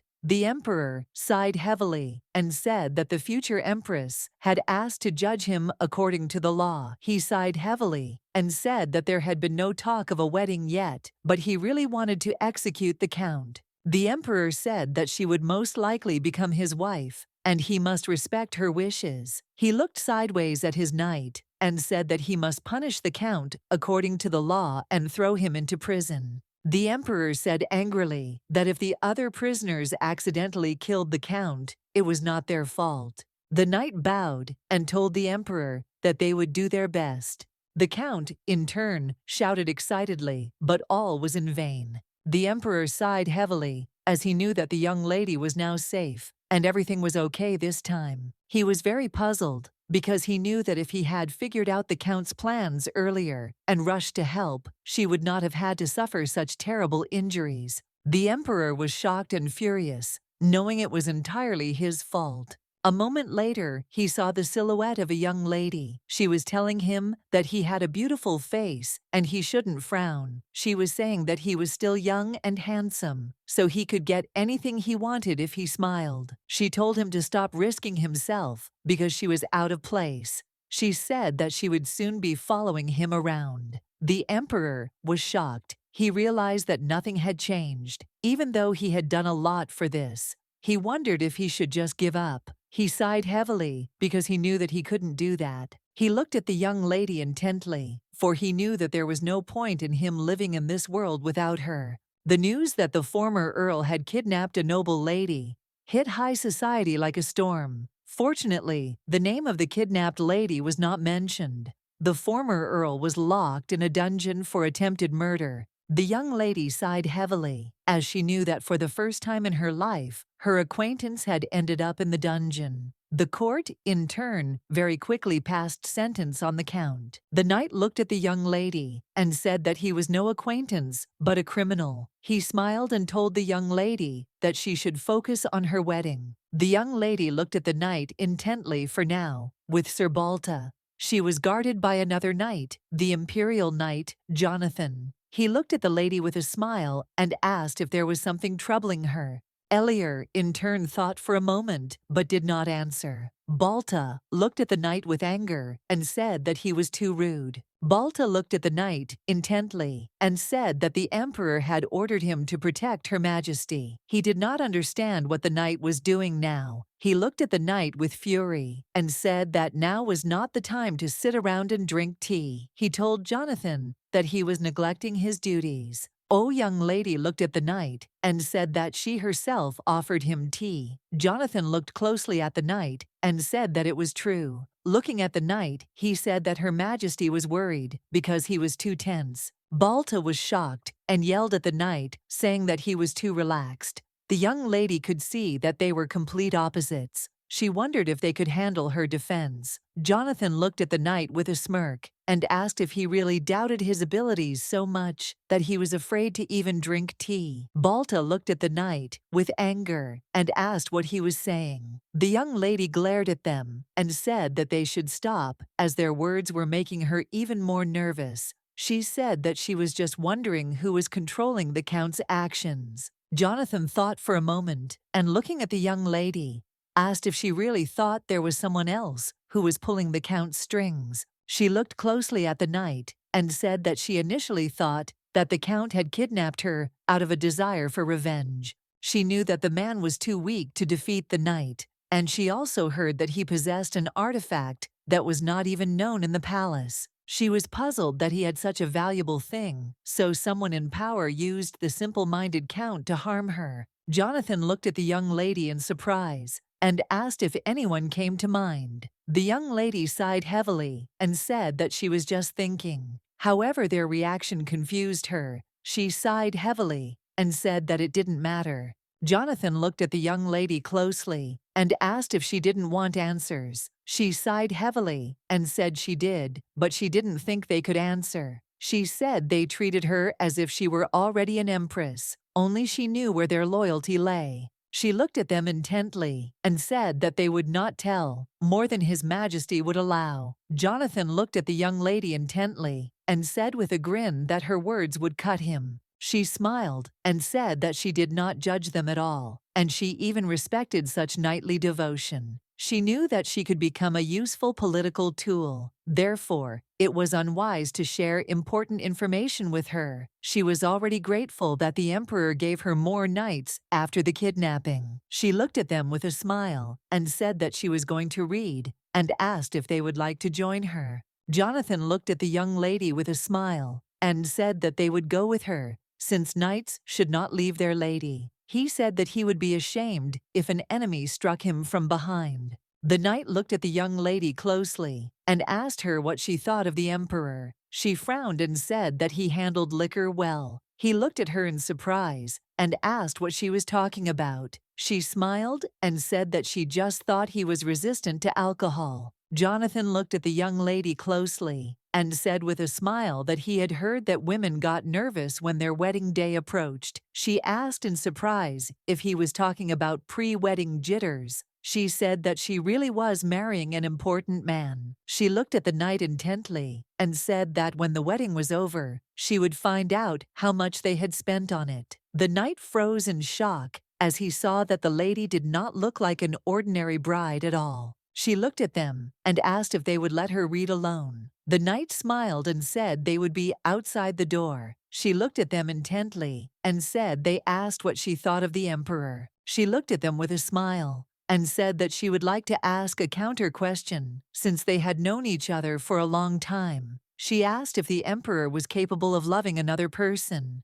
Jonathan looked after the young lady and said with a smile that he understood everything. And now it dawned on him why the emperor had decided to marry unexpectedly. Jonathan asked his friend if he understood. Since he understood right away, Balta looked at his friend in bewilderment and said that he had no idea what he was talking about. Jonathan smiled and said that he should know about the wishes of His Majesty, since he serves him. The young lady sighed heavily. She did not answer the knight's question, but she still wondered what she really thought about the emperor. She was shocked because she knew he was just a weirdo who accepted a proposal from a drunk woman. She knew he was an emperor who was definitely not of this world. She understood perfectly well that when they got married, she would have to live in the palace together with him. She was sure that the emperor would not ignore her, but she understood that she should not count on him. Elir knew full well that she would become a target for the new nobility and would probably have to spend her entire life in fear of assassins at night. Their wedding was convenient, mainly for the aristocrats interested in expanding their influence. She knew that the average old aristocracy did not have a lady suitable for the emperor by age. However, the average new signs had many candidates. She knew that none of them would be able to interfere with the wedding, because the old families would not like it. She had already memorized all the information about the families who were active in political life. She knew it was useless until she had a chance to talk to the heads of such families. She wondered if she would have a safe palace. She never found out who the real criminal was. Elir knew that when she began to live in the palace, there would be no one to trust nearby. She understood that she would not be able to protect herself, and for the emperor, the lives of the knights were a priority. And for the new aristocracy, she would immediately become a target. She knew that unfortunately, her future was not determined. She was puzzled and did not know how she could survive in this situation. If her life did end up in danger, she wondered if the emperor would come to her aid, like he had done last time. She was angry with herself and knew she shouldn't have any illusions. She sighed heavily and knew that it was just pre-wedding jitters. Thoughts of life in the palace drove her into melancholy. She sighed heavily because she knew that she was too self-confident. Elir knew that she would never guess what would happen next. Ever since the groom was chosen for her, she knew that one day she would get married. She thought about it because she realized that the broken engagement was a blessing. She found herself another groom with lightning speed. She was puzzled and simply could not believe that she would soon become empress. She knew perfectly well that if she couldn't escape, she could at least see how it would all end. The young lady was puzzled and did not know how to behave correctly and how to protect herself. She looked at us, the seamstress, in surprise and asked why she needed so many outfits. Madame looked at the young lady with a smile and said that it was less than she had originally planned. The lady looked at the maid in surprise and asked if she would even take away the books about the emperor's family. She asked the maid to leave them. Jerry sighed heavily and said that this was the countess's order, since Madame said that the lady might guess to change the covers and start reading something unnecessary. The lady looked at Jonathan and asked if he knew anything about the emperor's interests. Jonathan said with a smile that the emperor tortures people and reads books. The artist looked at the count and said that it was difficult for him to paint a portrait when he was crying all the time. The lady looked at her parents with a smile, as she knew that time had flown by very quickly, and the wedding day was rapidly approaching. The man looked at the young lady intently and said that she would wear this crown. He asked if she would like to add more stones. She looked at him in surprise and asked if she should not wear the same crown as the previous empress. The man said with a smile that they had to make a different crown to fit her, so there is room for more changes. The young lady in turn would like to ask for all the stones to be removed. She looked at the man with a smile and said that he could leave everything as it was, since it was enough for her that she was the right size. Eliezer thought that it was very strange to change the crown, since they were marrying based on personal interests. She knew that if the emperor found a woman he loved, she would have to give up the title of empress. She sighed heavily, as her heart felt heavy, because she would soon have to leave her home. She did not expect at all that the emperor would treat her as an empress. She, in turn, hoped that he would at least listen to her. Eliezer wanted to try and become a worthy empress. The maid looked closely at the young lady and said with a smile that she was simply shining. Eliezer thanked the maid with a smile for the kind words. She knew that the first would be the empress, but she would definitely learn everything. The Asperian Empire began in the era of magic. The founder of the empire killed all the evil dragons and demons to unite these lands. People extolled him. He was for them a blessing from the sun, God, and confirmation of this belief was the fact that all the descendants of the founder were born with the mark of the sun god. Each such emperor contributed to the prosperity of the state. However, one must not forget that history is written by the victors. The current emperor also bore the mark of the sun god, and at the same time he was called a tyrant and a murderer. The madam smiled and told the young lady that today she was the most beautiful lady in the entire empire. She smiled and said that it was a great honor to help her with the preparations. She smiled and said that she was too young when the previous empress got married. The young lady sighed heavily, as she had been sitting since dawn and was very sleepy. She saw that the wedding was approaching, and the people around were fussing even more. The maid smiled and told the young lady that the muscles in her neck were too tense and she should read less. The lady sighed heavily and said that she was a researcher and could not read less. She was shocked because she was told that she needed to eat less before the ceremony. She was shocked and did not understand how she could live on salad all day. Personally, she thought that weddings were unfair to brides. She was puzzled and did not understand why only the bride had to prepare so carefully. She sighed heavily because she thought that the emperor would certainly not be mocked like that. The madam looked closely at the young lady and asked if she was okay. Eliezer sighed heavily and said that she was just thinking.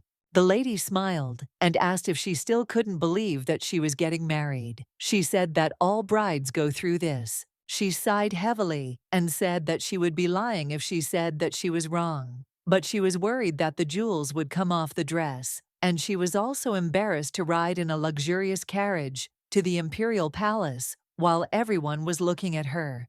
The madam looked closely at the young lady and said with a smile that everyone was already waiting for her. Jonathan looked closely at the young lady and said with a smile that she was simply irresistible today. He smiled and said that now he clearly understood why the emperor was interested in her. Balta looked closely at the knight and told him to remember his manners. The young lady, in turn, noticed that they were arguing again. She thought with a smile that they were getting along well. A moment later, she was taken aback. Looking at the maids, she asked where Jerry was, since she had not seen her in the morning. She knew that she had to say goodbye to Jerry, since she would not see her again. The young lady frowned as she looked at the maids. She didn't understand why they were so upset. She looked at them intently, not understanding what had happened. Eliezer looked at the maid with concern and asked why she was crying. Jerry looked away. She could not answer anything. The young lady approached her maid and asked how she could leave when she was shedding tears.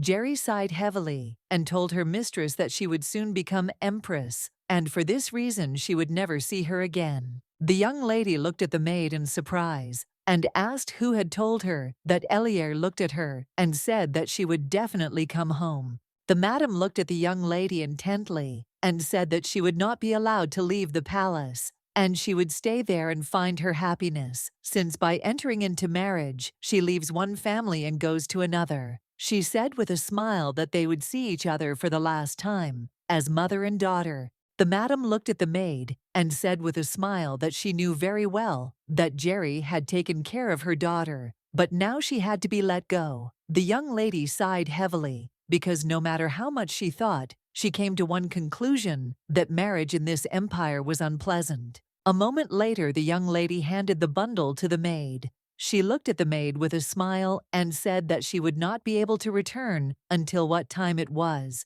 and perhaps by that time the maid would have already managed to get married. She looked at Jerry with a smile and said that for that reason she would give her her wedding present. Now, she looked at her mother intently and said that she was not going to prison, but just to live in a palace. She came closer to her mother and said that since she got married, her family had become bigger, not changed. She looked at her mother intently and said that for the rest of her days, she would be her and her father's daughter, and she promised to come home to see the family portrait when it was finished. She looked at her mother closely and said with a smile that perhaps the emperor would even join her, and they would come together. The knights looked at the young lady closely, as they were impressed. The young lady looked at everyone present with a smile and said that she would definitely find her happiness in the palace and return to them. Jonathan looked at the young lady intently and said with a smile that it was time for them to go. He looked intently at the count and countess.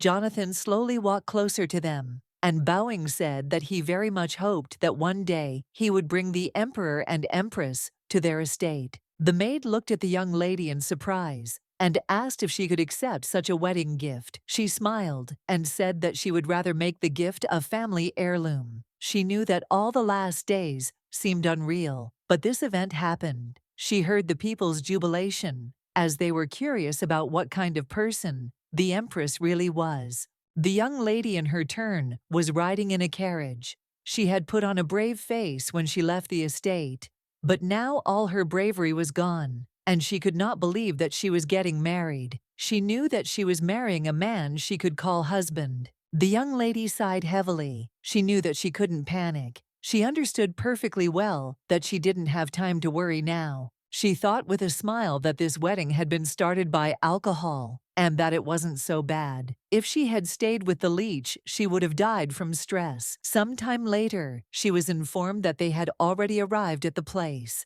At first, she was sure that she had been drawn into an absurd story, but the emperor fortunately turned out to be a rational man. She looked intently at her future husband, who stood in the distance. She thought the best thing about their marriage was that she could be proud of her choice, even though she made it while drunk. Elier knew that when she reached the top, they would become husband and wife. She looked intently at her companion, who tenderly offered her his hand. She thanked him with a smile on her face. He looked at her intently and asked if she was ready to go. Elier asked with astonishment and surprise where exactly she should go. He looked at her in surprise and said that they needed to go to the altar and exchange vows to complete the ceremony. The young lady was taken aback, as she had completely forgotten about the vows. She looked at him in surprise, as she did not understand why he was in a hurry, as the altar was not going anywhere. Some time later, they arrived at the place. The emperor, in turn, began to speak the oath first. Looking at the altar, he swore in the name of his ancestors that he would not turn away from the path of glory. A moment later, the young lady also began to take her oath. She was puzzled, for she had remembered the words, but did not know where to place her hand. A moment later, she looked at the emperor intently. He looked at her in bewilderment, not understanding why she was hesitating. She looked at him timidly and asked shyly if she should put her hand on his or next to it. He looked at her with a smile and taking her hand, said that the position of the hands did not matter, but only the oath was important. The young lady continued to say her oath. She felt as if she had completed a most difficult task. She knew that the wedding was not over yet, so she would have to smile a lot. Elir understood perfectly well that she had to pretend that today she was the happiest bride in the world. The young lady glanced sideways at the emperor, wanting to see his reaction. She was surprised because she noticed that he was smiling in front of the altar. The madam looked at the empress intently and said with a smile that it was a great honor for her to serve her. Looking at the empress, she said that if something was inconvenient for her, she could immediately say so, and they would fix it. Elir sighed heavily, as she didn't even know where to start. She looked at Madame with confusion and surprise, and asked if the empress must always wear such a dress when she went to bed. The lady said with a smile that of course not, and that this outfit had been chosen especially for the wedding night. The young lady froze in embarrassment, as she had completely forgotten about her wedding night. She sighed heavily as they had reached the inevitable. She expected an ordinary wedding, but she did not expect that her groom would be the emperor himself, and the ceremony turned into a real celebration. Madame Link looked at the empress with a smile and said that the emperor would be coming soon, and she could just wait for him. The young lady's mother told her what happens when a woman gets married, and she had a rough idea of what to expect. She wondered if it was necessary, as she was very tired. She wondered if the emperor would want to postpone everything until tomorrow. Her mother told her that she just needed to lie down. She didn't understand why she had to dress up in such a weird dress. A moment later, the emperor entered the room and noticed that the young lady was tired. The young lady sat down on the sofa with lightning speed. She looked closely at the emperor and said with a smile that the sofa looked very comfortable. She froze in surprise as she noticed that his hair was disheveled. She was surprised because he began to look much more human. The maid looked at the emperor intently and said that they had prepared everything as he had asked the empress. In turn, looked at them in bewilderment. A moment later, she looked at the bottle of alcohol and wondered if they would drink. The emperor looked closely at his wife and said that he had asked the maids to bring the drink, as it seemed to be to the empress's liking. She had heard that in the Eastern continent, it was customary to drink with your mate on your wedding night, Elir, but that was not the tradition of their empire. She wondered what he was planning. She looked at her husband and said that it was not that she had tried the most luxurious alcohol in the past, but this was the first time she had seen a gold emblem on a bottle. She really wanted to know the name of the alcohol. He looked at his wife and said, "This drink is specially brewed for the imperial family," but he had completely forgotten what the drink was called. He looked at his wife intently and said that he would pour the drink into her glass. He looked at her puzzled and said that she should not look at him so greedily. She smiled and said that she was not that fond of drinking. He said that he did not mind, but too often her drinking led to problems. She noticed that the emperor must have enjoyed alcohol. She thought with a smile that they had something in common. She knew that this drink was superior to the one she drank at the ball. The emperor looked closely at his wife and said that he was very glad that she liked the drink, but she should be careful, as it was very strong. She looked at her husband closely and said with a smile that he need not worry, as she was always ready to fulfill her part of the agreement. The emperor froze in place in surprise. He did not understand what she was talking about. She looked at him intently and said, with a smile, that she was now relaxed, so she could get through the wedding night. The emperor froze in shock, as he did not expect her to say something like that. He looked at her intently and asked what she was talking about. He timidly said that he didn't quite understand what she was talking about and asked if she was already drunk.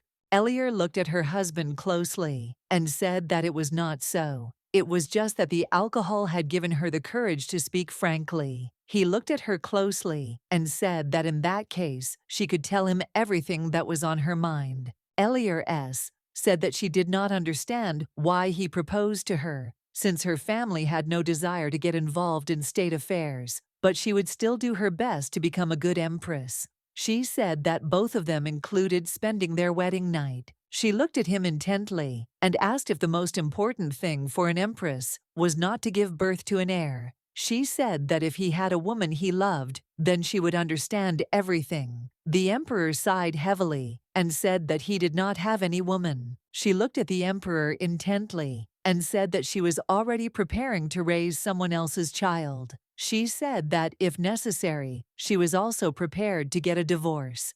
The emperor said that she did not need to think about such things at all. Elier looked at the emperor in surprise and asked why he had chosen her then. The emperor looked away and said that she would not understand even if he explained. He said that he swears to her that this had nothing to do with politics or women. The young lady looked closely at her husband. She saw that he was not lying. Elier, looking at her husband, said that there were no obstacles to the wedding night. Elier shouted and told him to just take a look. This is what they dressed her up in, since they made her wear a thin dress for him. She said that she had already gotten drunk once, and it all ended in marriage.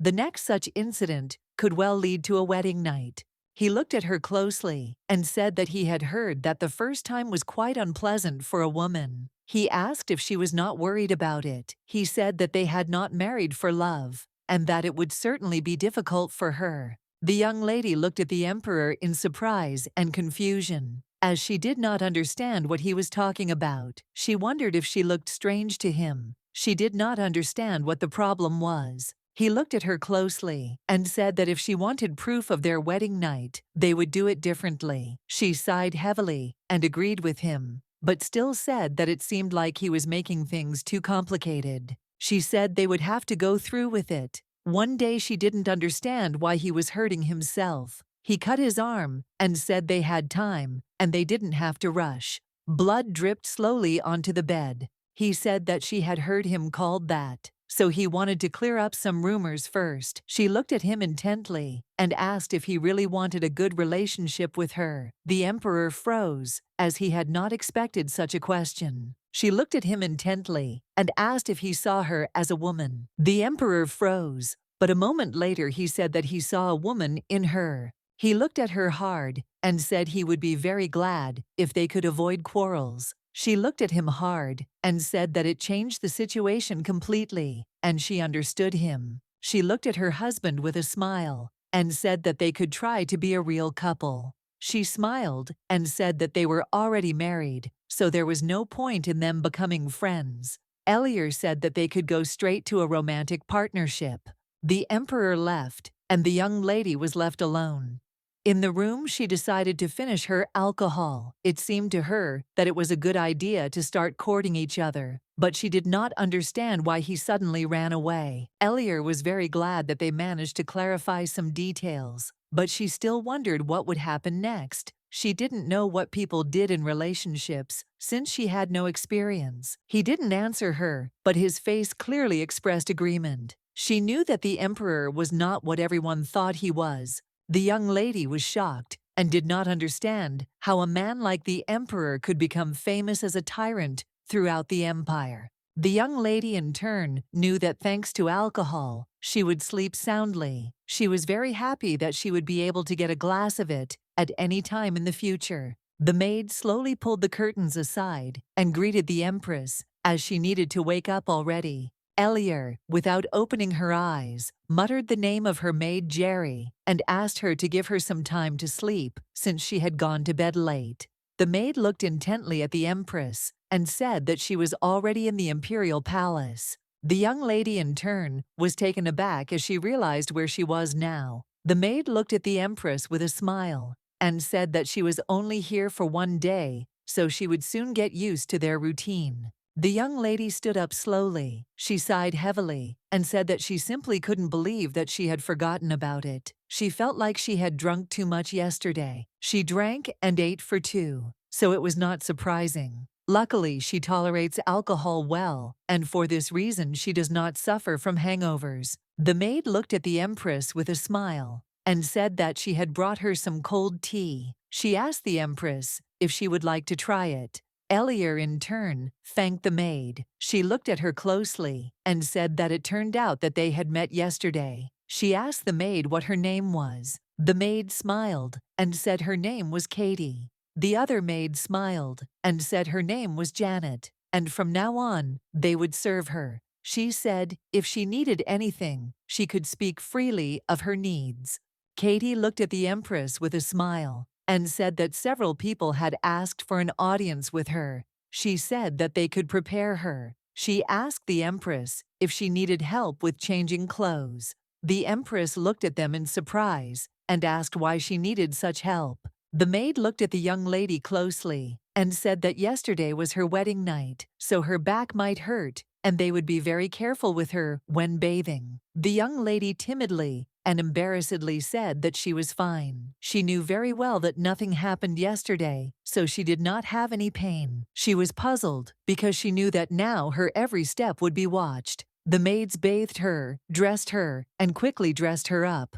Madame looked at the Empress and said with a smile that she could call her simply Madame Johanne. She said that she would teach her palace etiquette. Madame said that it was already clear that she had a long way to go, since when she received the request for an audience, she had to meet the visitors in the drawing room. And she was puzzled, since this was only her first task. She did not think that she would be immediately reprimanded. Madame looked closely at the Empress and said that an educated lady would not allow such a blunder. The young lady, in turn, had difficulty restraining herself from arguing. As in her academic years, she knew that she had to restrain herself since she was an empress. She understood that she could not show her emotions while performing her duties. The Empress looked at Madame intently and asked for forgiveness.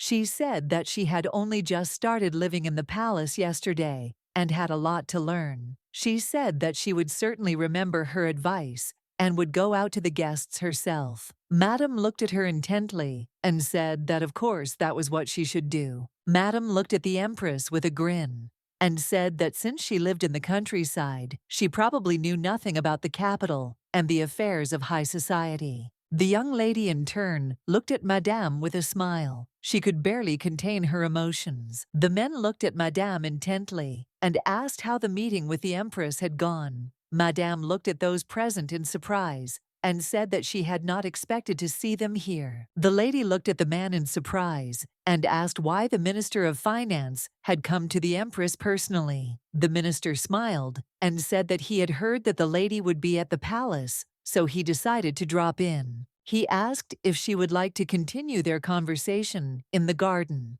She looked at the minister in surprise and asked what exactly he wanted to talk about. He smiled and said that he simply wanted to know more news about the Empress.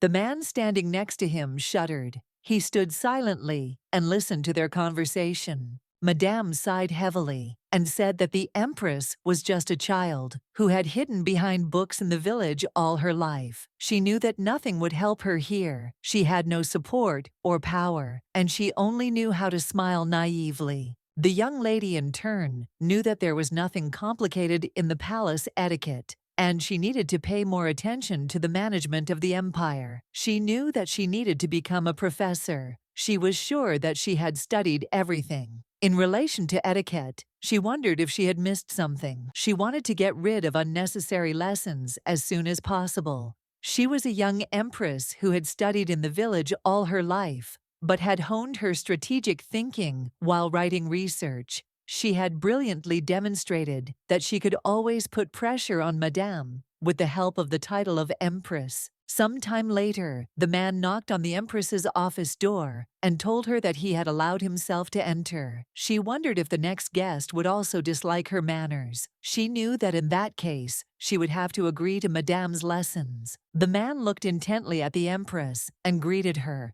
He timidly looked towards me and said that he was the secretary of the empire, and today he would be her assistant. The young lady was surprised, as she did not expect that she would have an assistant. He looked closely at the young lady and said that the emperor had ordered him to help her with her many duties. The young lady, in turn, was very much puzzled, as she knew that he should have told her that she would be working with someone. She knew that they were a couple, and he should share with her. She looked at the man intently and said with a smile that in that case she relied on him very much. He looked at the Empress intently and said that he was simply a Jew, so she could call him by his name, and there was no need for formalities at all. He looked at her intently and said that, unfortunately, after the death of the previous Empress, things had gone badly, and there was no order. The ministers of the interior were unable to cope with the organization. He looked at the young lady and said that this was her first day, so she could just look at the papers and start tomorrow. He asked if she would be able to figure out the accounting of the funds.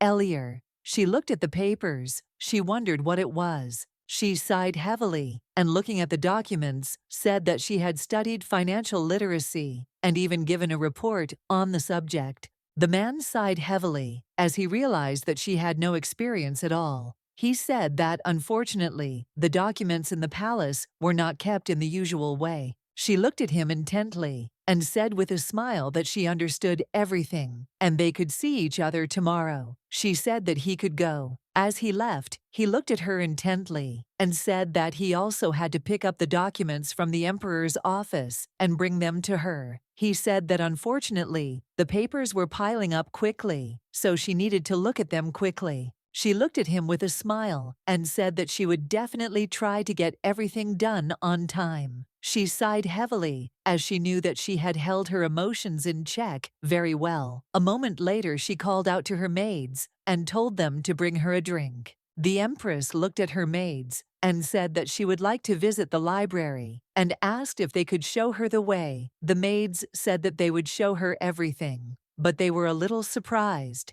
since usually the servant is supposed to sit in front of the Empress. She said that everything was fine, and she did not want to tire them out all day. She looked at her maids and asked if they knew anything about Madame and the secretary. She said that rumors would do. The maid thought for a moment and said that Madame gives etiquette lessons to young ladies from noble families, and she has power in social circles. Katie said with a smile that the secretary is quite famous in the palace, as he is the first commoner to be chosen as His Majesty's secretary. The young lady thought for a moment as she realized that Madame was furious that she had to teach an empress without connections and power, and the secretary did not like the fact that he had to help her and not the emperor. She sighed heavily as she understood that an empress without the manners of elegance and status would be treated badly. She was puzzled and thought that it was simply unfair. She felt that something unpleasant was coming into her.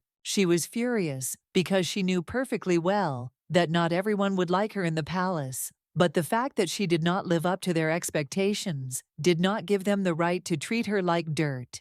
She looked at the maid intently and asked if there was any book she was looking for in the palace library. The maid looked at the Empress intently and said that she had heard that there were many ancient books there. She wanted to study all the literature related to etiquette and bookkeeping. The Empress said that it seemed that the library had books on every subject. The handmaid said that it was exactly like that, and a copy of every book written in the empire should be presented to the palace. Elir said that it would be very funny if such books were found. The maid looked at the Empress in surprise and asked what she was talking about, since they did not understand. Some time later, the young lady entered the library and beamed with happiness as there were many books there. The maid said that unfortunately, the emperor had fired the librarian. The Empress asked in surprise if it was him, but simply fired him for no reason. The maid said that she was not sure, but the books were sorted so they could help her. The young lady thought for a moment, as she did not know what had already served as the reason for the dismissal. She knew that the emperor was not what they said about him, so it was difficult to make any assumptions. She knows that she was the one who suggested becoming a normal couple, but unfortunately, she didn't know how to talk to her partner about sensitive topics. She looked at the maids intently and said that she would find the books she needed herself, and also asked for forgiveness for making them do hard work. The maid looked at the Empress in surprise and asked what she was talking about. She looked at the maids with a smile and said that they should bring her all the novels that were in the library and the plot did not matter since she needed books where the heroes sincerely loved each other. The maids were taken by surprise, as the Empress's request was a surprise to them. She spent half her life in the academy and received 3 degrees, and it was not only her innate intelligence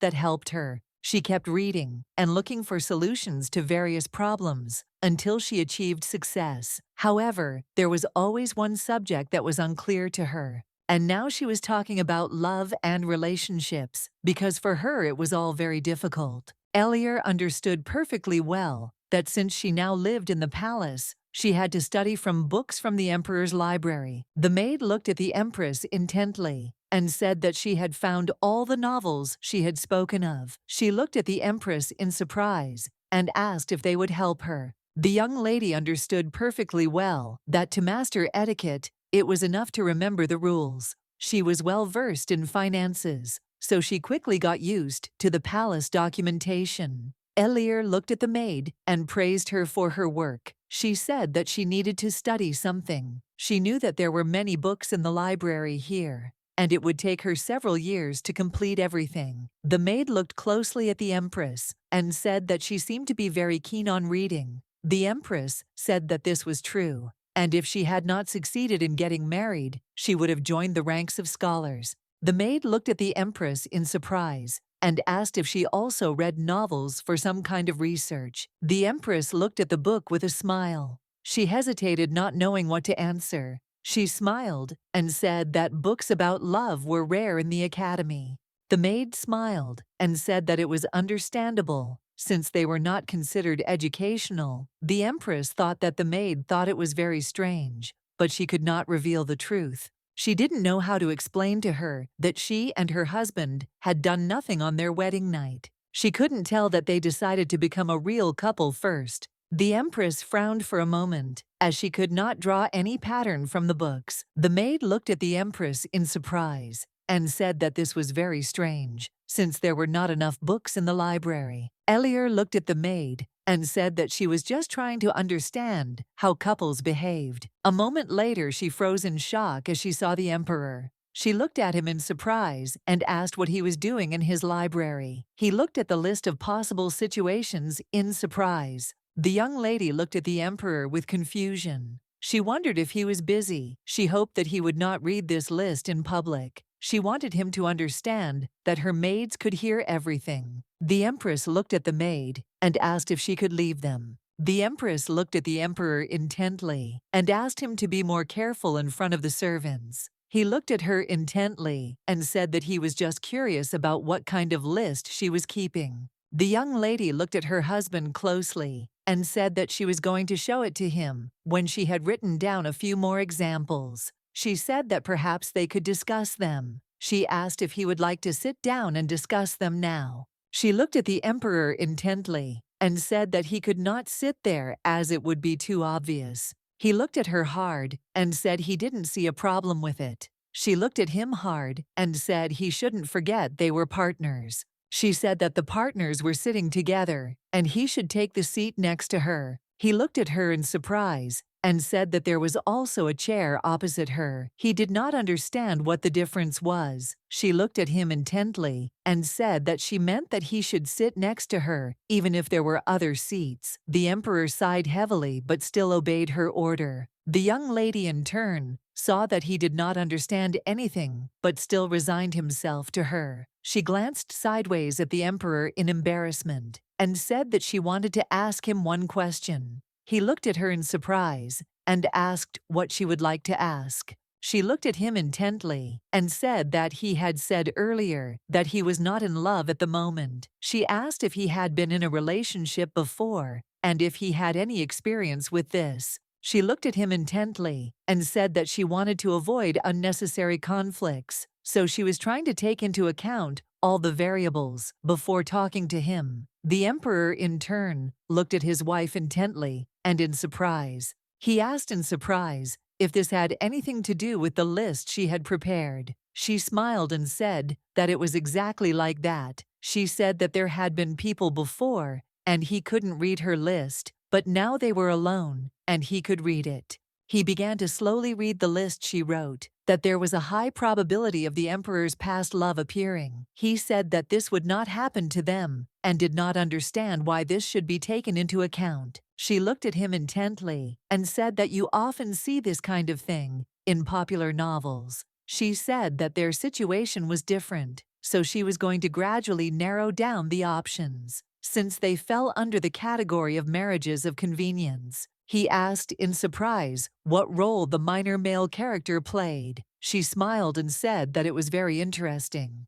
She looked at the emperor intently and said with a smile that he does everything for the heroine, but she does not love him, although sometimes a minor male character becomes the main character. He sighed heavily and said that it seemed like it was the heroine who decided who would be the main character. The emperor frowned for a moment, not knowing what to say. He sighed heavily and said that the heroine would be happy if she made the right choice. She looked at her husband intently and said that the possibility of a minor male character could be ruled out since she had no men in her life. Moments later, she noticed that he was tearing up her list. The young lady was shocked. The emperor said that the list was useless because reality was different from the books. The empress said that she was very serious, and she understood perfectly well that the information was found in novels. He looked at her intently and said that he was very serious about their marriage. The emperor said that he could swear that he had no other, and they would not quarrel so about this. He said that problems could arise only because of him.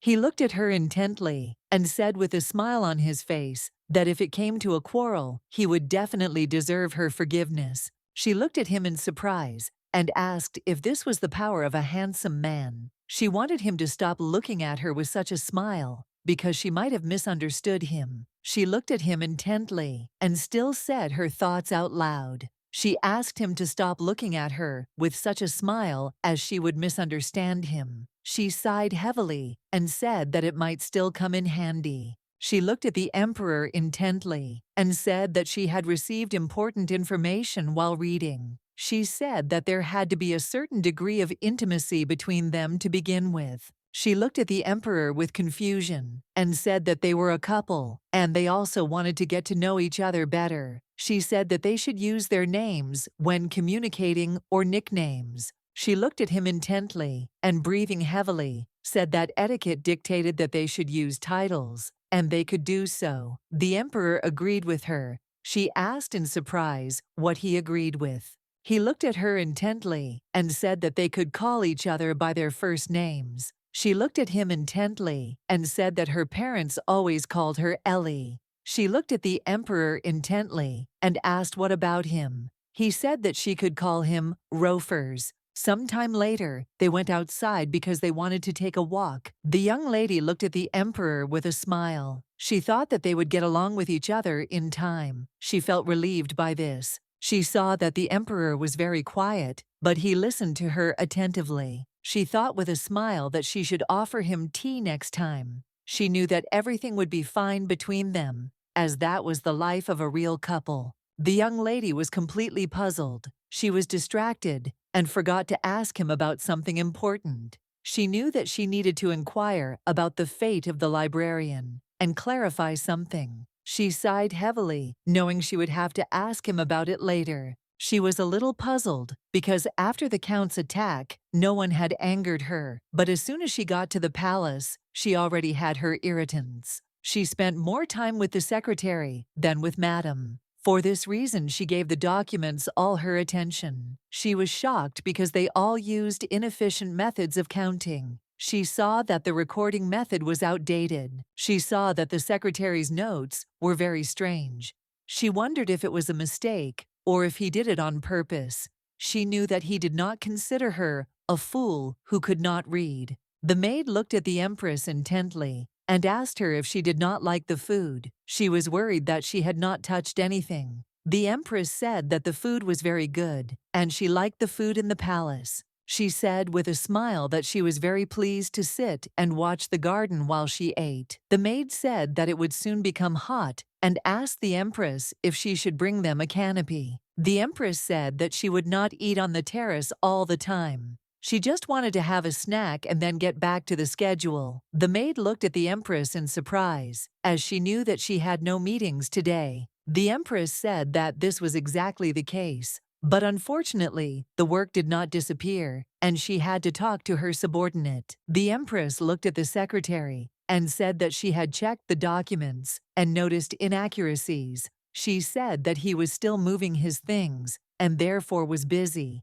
and she understood this. She said that everyone around him called him a good assistant, but she asked him to check his notes and bring back a corrected version. He apologized and said he wasn't sure he understood her. She smiled and said she would tell him straight out that he had made a huge number of mistakes. She said she had visited the library to find out how this had happened and had read books and documents containing up-to-date information on record keeping. She looked closely at her assistant and said that she had also reviewed the Home Office records and was satisfied that they were keeping records in accordance with the new standards. She looked at the assistant closely and said with a smile that for this reason, he had to redo everything so that she could sign her names. She knew she was angry and it was not her style, but she would still have to work as a souvenir for a long time. So she used a different approach to the conversation. Earlier, the professor told her in the same tone about the mistakes in her research. It was painful to hear the criticism, but now she understands that he was not mistaken. And the professor also expressed everything calmly, so they avoided an argument. Jaren sighed heavily and told the Empress that he realized he had made a mistake. She saw that he readily admitted everything she hoped that her peaceful approach had worked. He angrily took the documents from her desk and said that from now on, he promised not to allow even the slightest inaccuracy. He looked at her intently and said angrily that she should also do her duties on time. The young lady was shocked as she noticed that he was not going to work in harmony with her at all. He said that he would be grateful to her if she would review the documents during the day. As he left, he said that he would certainly return to his duties. The young lady was shocked because looking at his character, he was more like the main one than she. She was shocked and wondered if he really didn't like working with her. She didn't understand why the others in the palace valued him so much. The maid thought for a moment and said that the secretary was very cold, but polite. Janet Wu smiled and said that if he was born an aristocrat, he could become the chief secretary in the future. The young lady was puzzled and did not understand why he was acting so rudely towards her. She was puzzled and knew that she did not demand unquestioning obedience or loyalty from him. Looking at the secretary, she wondered why he was so hostile towards her. She didn't know what he had to gain from all this. She sighed heavily and thought that she shouldn't bother her head with such things, because if he just didn't like her, then there was nothing she could do about it. She knew she had to focus on her work, as she hadn't thought there would be so much paperwork. She saw that the work was similar to what noble ladies did. She knew that rich noble families often helped the slums, but she was confused, as she didn't know what kind of charity groups there were in the empire. She saw a report on the development of a small town for the first half of the year. She froze for a moment because she didn't understand what it was. She knew that it didn't look like her job. She thought it was all strange, because she knew the roads there needed repairs. She saw that they were planning to start work. A moment later, she realized that she shouldn't read such documents, since documents that concerned the welfare of the empire were the emperor's work. She didn't understand why he gave them to her. She wondered if he was really trying to make her life difficult. She sighed heavily because she knew that now she would be suspicious of him all the time. She looked closely at the secretary and said that it seemed that he had accidentally given her the emperor's document. She wondered which of them was the assistant. He looked angrily at the empress and asked if he really looked that stupid. The young lady looked at him in anger and wondered if she was a fool to whom someone else's papers could be foisted. Gritting her teeth, she looked at the secretary and said that it was the emperor who should make such decisions. He said that the emperor personally handed over these documents to him in the morning. The young lady was surprised, as she did not expect to hear such a thing. She froze in place and wondered if the emperor really trusted her with such decisions. She was a little worried because she knew that the empress should not be involved in such matters. A moment later, they heard some noise outside the door. The young lady looked at the maid in surprise and asked what was wrong. The maid smiled, looking at the empress. She said that they should take a short break. The maid said with a smile that the emperor had arrived to see them. The empress looked at the emperor in surprise and asked why he was there, as she knew he must be busy. He looked at her in surprise and asked if the bet was not supposed to rest together. The emperor said that they could dine together in the fresh air. He looked closely at the empress and asked if he really needed permission from his personal assistant. Tyrant sighed heavily and told the emperor that that would not be necessary. He looked at the emperor closely and said that he very much hoped that their dinner would go well. As she left, the empress looked intently at the secretary and said that she would not be long, and asked him not to overwork himself. The man was furious, as he was disgusted by the fact that he had to read about recipes and holiday dishes. He did not understand why he had to deal with women's work that had accumulated over many years. He had worked so hard for this position. He didn't understand why he had to deal with such nonsense. He was furious and didn't understand why he had to curry favor with the pathetic empress. After all, she was just a toy for the emperor. The young lady looked at her husband intently and said with a smile that she was very surprised when he came. The emperor froze in place when he saw his wife's radiant smile. She looked at him in surprise and asked why he was silent. He froze in place and said that unfortunately he was not used to hearing his name. She looked at him in surprise and said that they had agreed to use the names themselves. He sighed heavily and said that everything was correct. She looked at him with a smile and said that there were no servants or knights around, so he could relax and call her by name. The young lady looked closely at her husband as she noticed that he was embarrassed. She did not understand why he was embarrassed, because for such a thing, she found it funny since their relationship was now progressing better than any other affairs in the palace. She looked at her husband closely and said that his secretary was very good, but she did not understand why he gave him to her. The emperor said that the man was very good at his business, and he decided that they would get along. She looked at her husband closely and said they were still getting used to working together. She knew that if she said they argued all the time, it would sound like complaining, and her pride wouldn't survive it. The emperor looked closely at his wife and said that the secretary was a quick learner and knew how to think, so she would find such a person useful. The man looked at the emperor intently and said that his name was Jaron, and Lady Alir taught him. He tried to stop her many times, but she said everything would be okay, and then the inevitable happened. The young lady Song looked at her husband and said that there was something she didn't understand. She said that she knew that an empress had more responsibilities than an ordinary lady. She said she should help the slums create charity groups, also engage in the construction of roads that lead to remote regions, also look for aristocrats who evade taxes. She looked at the emperor and said that all this was important state work, but she had never heard of the empress participating in it. She looked at the emperor intently and asked if he had given her all this work because he was sure she could handle it. The young lady said timidly that unfortunately she had little experience, but she understood what was part of her duties. He looked at her closely and said that he wanted her to make her own decision. He came closer to her and said that the emperor and empress should work together and strive for common goals, and the final decision should be made by the wiser and more reasonable person. He smiled and said that if there were no more such empresses, she would become the first. The lady looked at the empress intently and said with a smile that she was honored to become her new assistant. She said that, unfortunately, she had little experience. She looked closely at the empress and said that she was afraid that she might become a burden to her, but she would make every effort. The empress looked intently at the young lady, who looked at her with a radiant smile. The empress looked at her husband closely and said that he was right, but she was still a little puzzled. He looked at her closely and said that he was sure that she would be happy with such a job.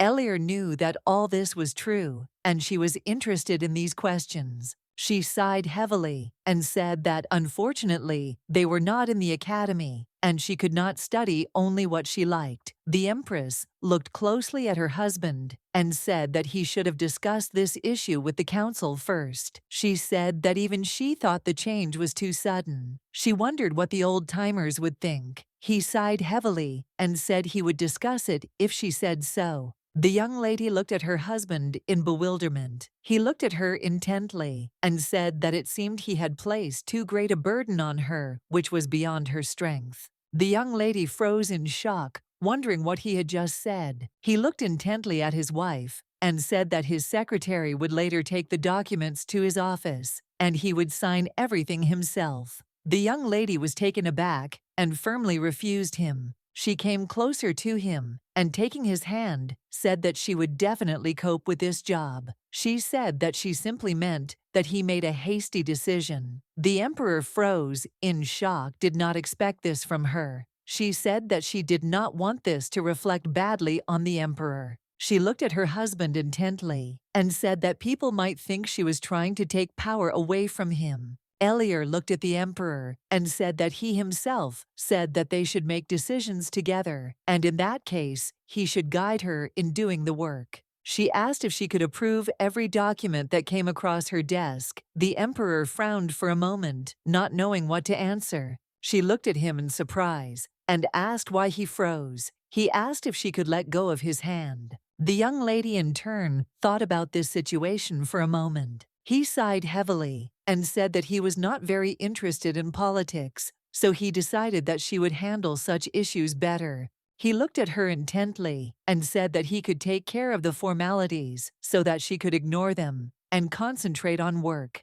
She didn't fully agree, but he insisted. At that moment, she asked him to appoint a new assistant who would share the duties with the current secretary. The Empress looked at the girl with a smile and said that she was very glad to meet her, and she was probably very surprised by the unexpected change of scenery. The girl smiled and said that she had finished her previous work and was ready for a new one. The Empress smiled and told her that she need not worry as her duties had not changed much. She smiled and said that she would certainly try to do all the work. The Empress looked at the girl with a smile and said that she really liked her positive attitude. She glanced sideways at the secretary, as she could see that the other assistant was not in a very good mood today. The young lady looked at the Empress and asked if she should question the secretary about her tasks. The Empress looked at her with a smile and said that they should go somewhere first. The young lady was surprised,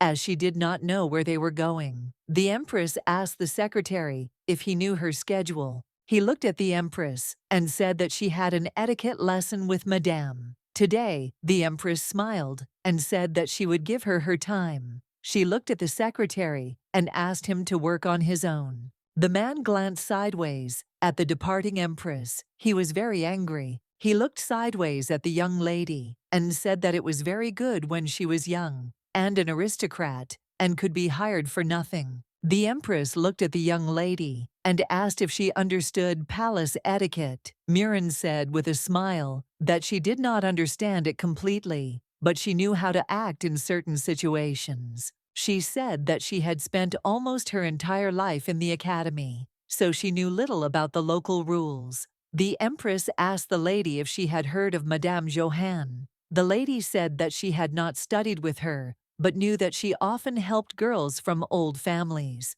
The Empress looked closely at her assistant and asked if she could observe the lessons and tell if she was being taught correctly. The young lady was surprised, as she had previously heard that Madame was a wonderful teacher. She looked intently at the Empress and asked her to understand correctly. She said that there were many who wanted to take the place of her assistant. She looked at the Empress intently and asked why she had been chosen. She wanted to know if it was because she was a woman. She said that she had previously done simple paperwork and knew little about etiquette. The Empress looked at the young lady in surprise and asked if she really thought she had been chosen as a personal servant. The young lady was taken aback and said that she had not even thought about it. The Empress smiled and said that she was very glad that the girl asked a direct question that interested her. The Empress said that she had received many big cases from the Emperor, and she decided that they could not handle the secretary themselves, and this was the reason for looking for a new assistant, and she needed someone who could help, so she checked the exam results. The Empress looked closely at the lady and said that she had not paid any attention to family or gender. She was simply the most suitable for the job. The Empress smiled and said that she needed someone who was truly talented. She told the girl that she was quite capable of working on large, high-level tasks. Earlier, she looked closely at her assistant and said that today was her first day of etiquette, and unfortunately, something was bothering her, so she would like the assistant to observe them at least once. The young lady looked at the Empress with a smile and agreed with her. She said that she would not take her eyes off her. Sometime later, the Empress entered the room, and looking at Madame, said that she had come very early. Madame N frowned, looked at the Empress, and said that she would now be her teacher. She told the Empress that she was higher in status than her, which obliged her to come earlier. The Empress looked sideways at Madame. She wondered if she shouldn't have stood when she entered. She looked at Madame with a smile and said that she valued her time too, and from that day on she should come at the beginning of the lesson. The madam looked at the Empress in surprise and asked what lady was accompanying her. The Empress smiled and said that this was her assistant, and she worked with her. The young lady greeted the madam and said that she had heard a lot about her. Murin looked at the madam intently and said with a smile that she had only been trained in paperwork, so she would like to know a little more about palace etiquette. The madam looked at the young lady intently and said that her pursuit of knowledge was commendable. She told the young lady to listen carefully but quietly and not to distract the Empress. She realized that since she had never heard of this name, it meant that her family was insignificant. Elie glanced sideways at her assistant and said with a smile that since she would not be participating in the lesson, she could just sit and watch them. Madame looked closely at the Empress, as she knew that she and her assistant knew nothing about etiquette, and that would be very wonderful. Madame looked at those present with a smirk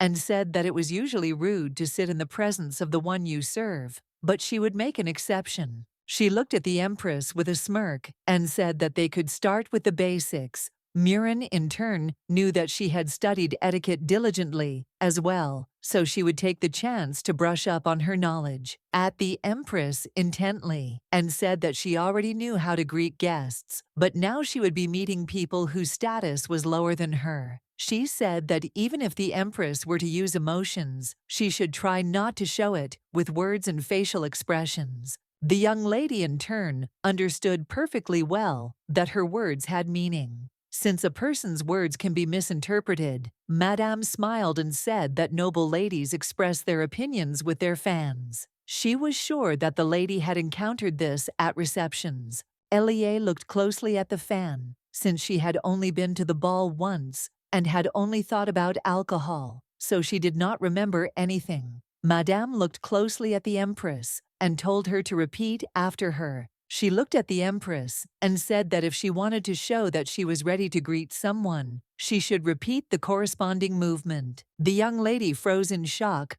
but said nothing. The Empress looked at Madame in surprise, and since these movements seemed not very correct to her, Madame looked at the Empress with a smirk and told her to hold the fan in the same way. The Empress froze in shock and looking at Madame wondered what she was doing. The madam looked intently at the Empress and said that she could lower her fan and beckon the guest to her. The young lady in turn froze as she understood that this was complete nonsense. She looked at Madame surprised and puzzled and asked if she was really not joking now. She wondered if Madame really thought she was completely stupid. The young lady looked at Madame intently, as she immediately seemed suspicious to her. She thought that her assistant had noticed it too. The Empress was puzzled, as she knew that this was her assistant's first day, and she already looked like she wanted to leave. Madame looked at the Empress intently and told her to repeat after her. The empress looked at Madame timidly and said that of course she had not had time to prepare thoroughly for life in the palace, but her mother had not mentioned the existence of such a way of greeting. The lady stood frozen in shock, but a moment later she asked the empress if she really thought she was deceiving her. The empress, in turn, hesitated, not knowing what to answer, since she knew that Madame was a very influential woman. Madame came closer to the empress and looked at her intently. She said that she helped many noble ladies to make their first debut. Madame furiously asked the empress how she could argue with her and doubt her skills. Elir was furious. She looked at Madame intently and said that she was of course sorry that she hurt her feelings on the very first lesson. The lady was shocked. She didn't even think that Madame was so terrible. She didn't understand how it was possible to teach the empress such an inappropriate gesture. The empress looked at the young lady and asked if she also found Madame's lessons strange. The lady looked at the empress and said that she did not mean to be rude, but Madame taught her disgusting things. She looked at the empress intently and said that if she behaved like that with the ambassador, the empress looked at the girl in surprise as she expected her to continue. The girl said that she would become an empress who did not know how to respect representatives of other countries. She screamed that she could already see the headlines, and the empress would be called the empress who forgot about manners and humiliated the ambassador. Elir looked at her assistant in bewilderment. She looked at the assistant intently and asked if this meant that Madame was lying to her. The lady said in a rage that this was not etiquette at all. She said that she did not know exactly how it was customary to behave in the palace, but not like this. She said that she was ready to swear on her father's name that this gesture bordered on insult. The empress was shocked, since she had learned it with a smile on her face. Murin looked at the empress intently and said that she was now beginning to understand why the empress had asked for another assistant. She sighed heavily and said that, as she had said before, she had not been taught by Madame, but she knew that in the palace she had always been friendly with everyone. Previously she thought that Madame was just kind, but her behavior today was terribly rude, and Madame directly insulted her. The lady said that such a person simply has no right to teach the empress. The empress looked at her assistant intently and said that for Madame, she was just a girl from a poor family. She looked at her intently and asked who taught her etiquette. Murin said that she was taught by Baroness Laucher, but she only gave her the knowledge necessary for a servant. The empress looked at the young lady in surprise and asked what kind of person the Baroness was. The lady said that the Baroness was known in social circles, just like Madame. The empress looked at the girl in surprise and asked why she was so famous. Murin said that she was nicknamed the Smiling Hummingbird. The young lady sighed heavily. She looked at her assistant in confusion, as she did not understand what this meant. Murin looked at the empress intently and said that she was sure that the Baroness would never be rude to her like that, and she could contact her if she wanted to. The empress was surprised and said with a smile that that would be great. The young lady looked at the empress with a gaze and said with a smile that she had told her herself earlier that she had not chosen her because of her gender or family status. She knew that her skills might not be that excellent, but she could still provide her with the support that only a woman could provide. The young lady looked at the empress intently and said that her secretary would not be able to help her with such things. She looked at the empress intently and said that she was very sorry that she had not paid due attention to palace etiquette. She asked the empress for forgiveness. Elir was shocked because she did not expect such a thing. She thanked the young lady for her help. Elir looked closely at her assistant and said with a smile that she had finally found someone she could rely on. The young lady looked at the empress in surprise and asked if she was really talking about her now. Jonathan sighed heavily and thought that things were very bad. The knight looked closely at the emperor and said that the empress was beginning to trust someone more than the emperor, and this could be dangerous. The emperor looked at the knight in surprise and asked did he really come to report such nonsense. He told him to leave. He told the emperor that he wanted to focus on his work but he himself had ordered to keep an eye on the Empress, and he had already gotten rid of anyone who could physically harm the Empress. However, they had a problem with the etiquette teacher. Even though Her Majesty was managing on her own, the Emperor told him to keep an eye on her. Jonathan sighed heavily and apologized for asking. He asked the Emperor if he didn't get along with the Empress.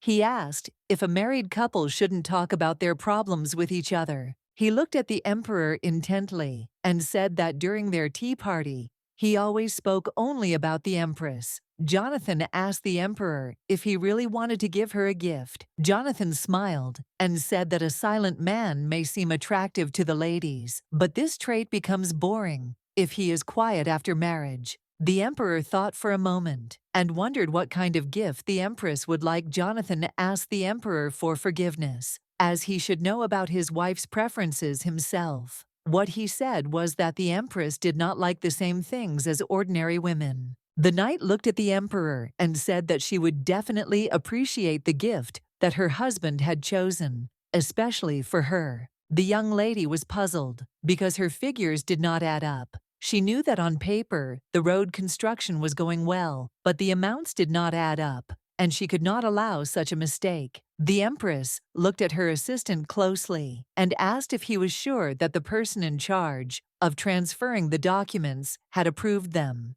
Jaren looked at the Empress closely and said that all papers only reach the Emperor after the person in charge has approved them. She thought for a moment, since a large sum of money had not been taken into account, and the calculations were all wrong. She did not understand how such a thing could be approved. The Empress sighed heavily and said that she could not close her eyes to this. He sighed heavily and said that even if the finance minister was involved, the documents should have been reviewed very carefully. For a moment he thought and said that they had cases when librarians appropriated money under the pretext of buying books. The Empress looked at the assistant in surprise and asked if that was really why he was fired. She asked what happened to the one who approved the requests. He looked at the Empress and said that he heard that the man had a small amount deducted from his salary, although for aristocrats it was a trifle. The young lady was shocked. She knew that stealing from the treasury was a crime,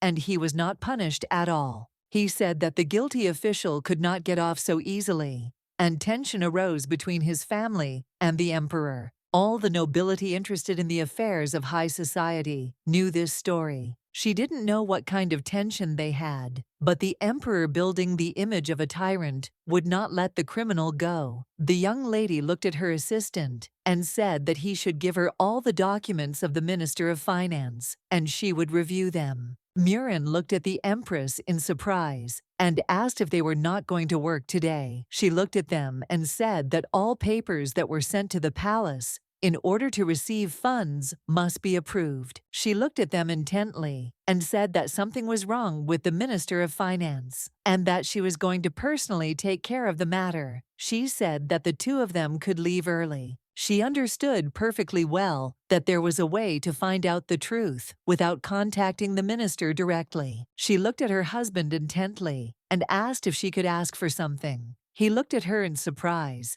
and said that his permission was not required for anything.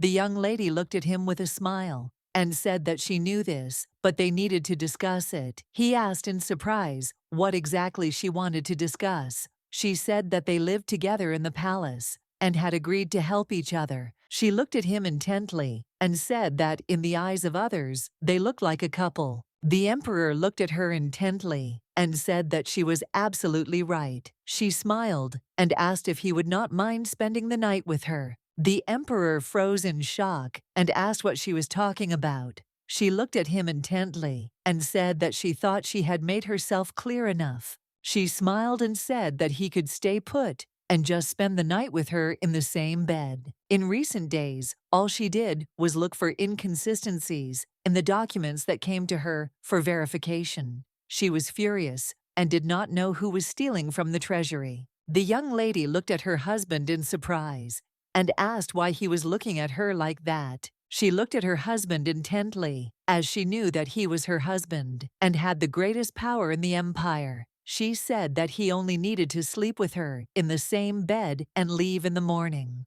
She looked at him with a smile and asked if his bed was more comfortable. The emperor looked at her and said that he was just curious why she suddenly made such an excuse. She still made him lie down in bed. She said with a smile that everyone expected something like this to happen. He looked at her in surprise and asked why this was so. Elier asked, in surprise, did he really not understand? She said that all the newspapers write that their romance is wonderful, and they have maintained a good relationship after marriage, and the fact that they have not slept in the same room since their wedding night may seem strange. He said that they could influence the newspapers, so she didn't need to worry about baseless rumors. She was shocked and said that he was just trying to run away. She asked if he hadn't said earlier that they were both serious about this relationship. She looked at the emperor intently and said that for this reason she did not want people to think badly of them.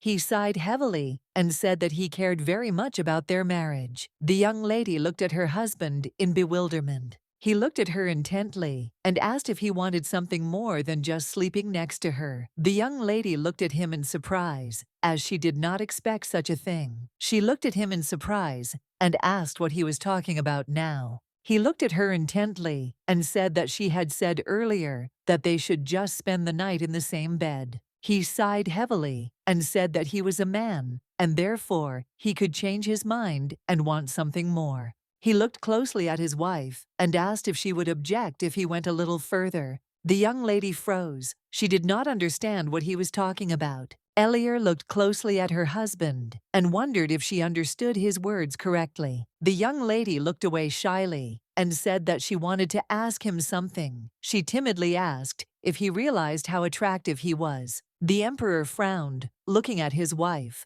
She constantly looked at him and said that she did not care who was born, first a boy or a girl. He looked at her in surprise, as he did not expect to hear something like that. She said with a smile that thanks to him, the child would certainly turn out to be very cute. She looked at the emperor intently and asked if he saw that he wanted to create an heir with her while they slept in the same bed. She looked at her husband closely and said that she was a little nervous because she had no experience in matters of the heart, but such was her duty. She smiled and said that she very much hoped that their baby would inherit more of his traits than hers. The emperor froze in place from shock. He sighed heavily and said that it was time for them to sleep. She smiled and asked if he would agree to sleep with her. She said that they should talk later about the heir. He said that she could not worry about it, since he did not want to do such a thing with someone who did not want him. She looked at the emperor intently and said that she would have to do it anyway. She asked in surprise if her wish was really that important.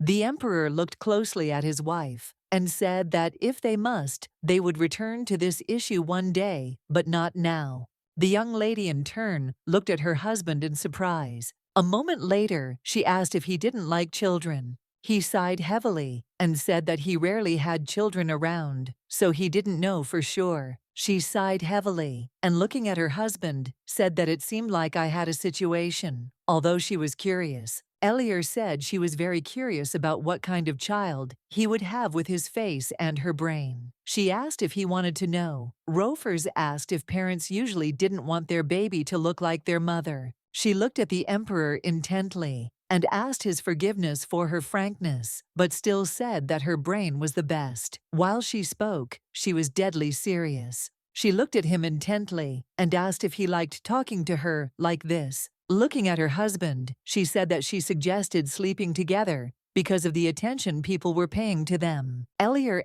said that they can talk freely only when no one is around. Even though they are married, they want to become a real couple. She smiled and said that they would go to bed after they had talked about everything, and the people in the palace would no longer worry about their relationship. She looked at him in surprise and asked what was wrong. He said he felt a little awkward. She smiled and said everything would be fine once he got used to it. With a smile, the young lady said they had a hard day tomorrow, so they might as well get a good night's sleep.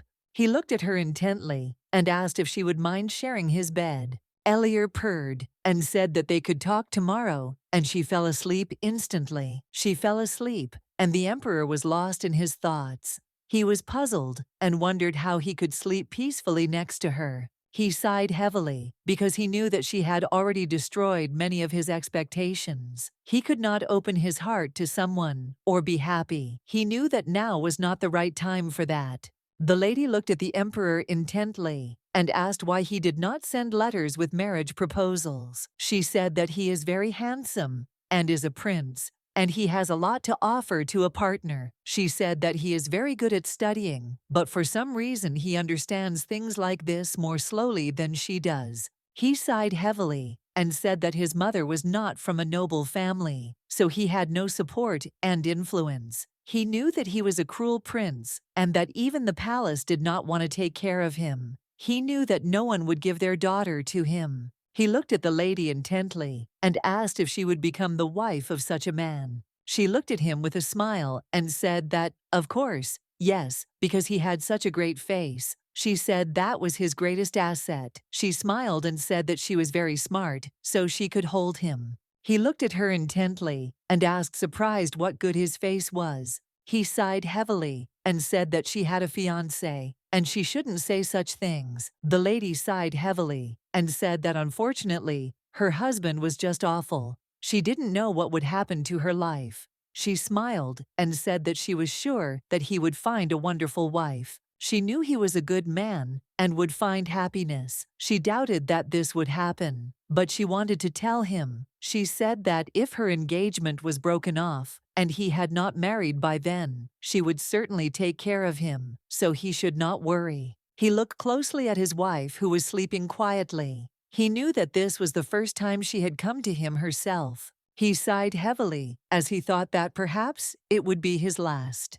He knew that she loved peace very much, and that was why in the end, you always made a choice in favor of the greater good. He knew that she would never look at him with the same eyes again, but he knew perfectly well that everything was okay, because she was shining as brightly as the sun. He looked closely at his wife, because he knew that in this life, she was the first to find him. He wanted to help her change this world. The maid looked at the empress intently and said that the emperor cared about her very much. The empress looked at the maid in surprise, as she did not expect to hear such a thing. The maid smiled and said that even the air in the palace had changed a little. Since the day she arrived at the palace, the empress smiled and said that she had not noticed anything like that.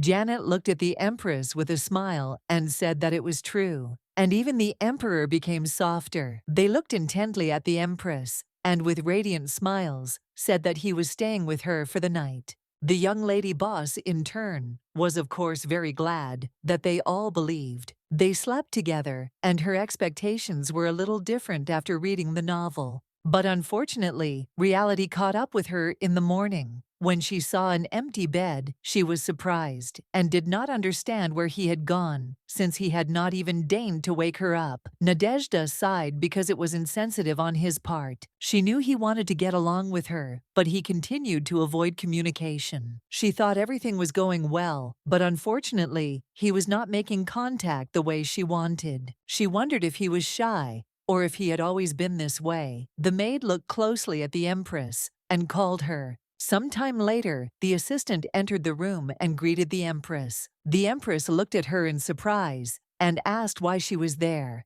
She said that she should have stayed with the baroness so that she could come and get them. The lady smiled and said that she was the empress's assistant, so she had to be with her everywhere. The empress smiled and said that she was very hardworking. Elier looked at her assistant and asked how she found working with Jaron. She said that she heard that he was very reserved, and he didn't give her challenging tasks. The empress, in turn, was puzzled, since she did not understand how she had deserved such an attitude towards herself on his part. The empress sighed heavily and said that she had not thought at all that the baroness would visit the palace so soon. She also agreed to teach her etiquette. The empress said that she had already managed to make a bad impression on her. The lady said that the baroness herself had decided to come earlier. The empress sighed heavily and said that no one would have had to endure any inconvenience if Madame had taught her correctly. The young lady looked closely at the Empress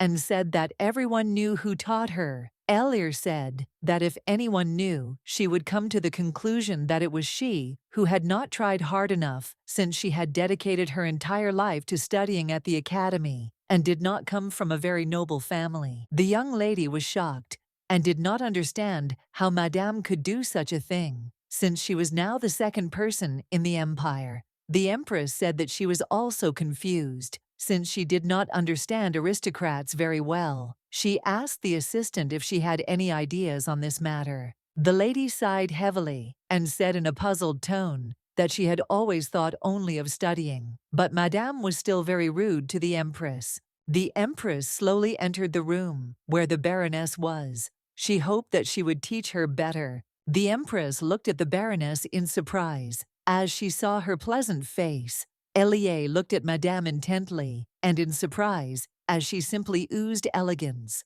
The young lady greeted the Baroness with all courtesy. She thought she should have greeted the Baroness too, while they kept it a secret, but she was still her teacher. Elie looked at Madame intently and greeted her with a smile. She said that she was really looking forward to their lessons together. The young lady looked at the Baroness in surprise, as she did not understand why the atmosphere had suddenly become so heavy. The Baroness looked intently at the Empress, and asking for forgiveness, asked permission to say something. The young lady looked at the Baroness in surprise, and asked if something was wrong. The Baroness smiled, and said that she had not said that the lesson had begun. The Baroness said that in the palace, everyone should be the first to greet the Empress and the Emperor, and if she addressed her first in public, then everyone would think that it was she who showed disrespect to the Empress. The Baroness looked at the Empress intently and said that she would certainly be punished for insulting the imperial family. The Empress froze in place, in shock,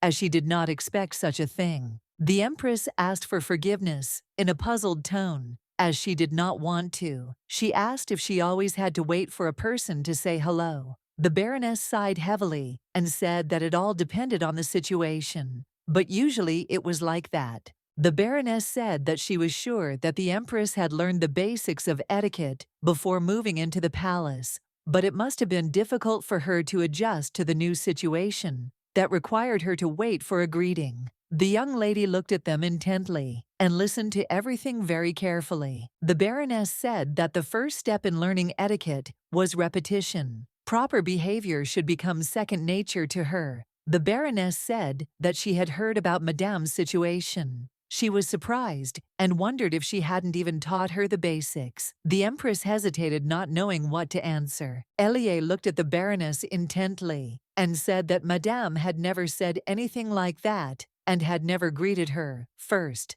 Madame froze in shock on the spot. The Empress, in turn, now understood perfectly well that Madame had really looked down on her. The Baroness approached the young lady and said that she remembered having mentioned Madame's rude behavior. She asked the lady if the Empress was now telling the truth. The lady said that she had only been present once and could not say for sure. The Baroness froze in shock and said that it seemed that Madame had lost her mind. The Empress was in shock and wondered if everything was really that serious and bad. The Baroness asked the Empress for forgiveness, as she should not have spoken rudely about the Kanto in her presence. The Empress smiled and said that it was all right, as her words made her feel better. The lady looked closely at Bernice and said that it was the first time she had seen her so angry. The Baroness said that she had always been sure that Madame knew etiquette perfectly well. She breathed a sigh of relief and said that it was very good that they quickly realized how cruelly she was deceiving them. She looked closely at the Empress and said that various celebrations and meetings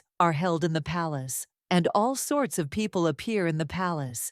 Ambassadors often come who wish to acquire negotiations. She said that aristocrats also come to the palace. They come from other countries during holidays, for example, the emperor's birthday, and on such a day, there are many people in the palace. She looked closely at the Empress and said that in time she would begin to attract attention at such celebrations. She said that the Empress had been devoting herself to studying at the academy before she took the position of Empress, and for this reason, guests would be looking at her, which would cause inconvenience. The Baroness told the Empress that she absolutely must familiarize herself with imperial etiquette. It was necessary when communicating with foreign guests. The basics alone would not be enough. Elier looked at her intently and said that she had a question. She asked Madame if it would be rude if she revealed the fact that it was she who taught her etiquette, not Madame. She said that if she simply refused lessons from a man renowned for his knowledge,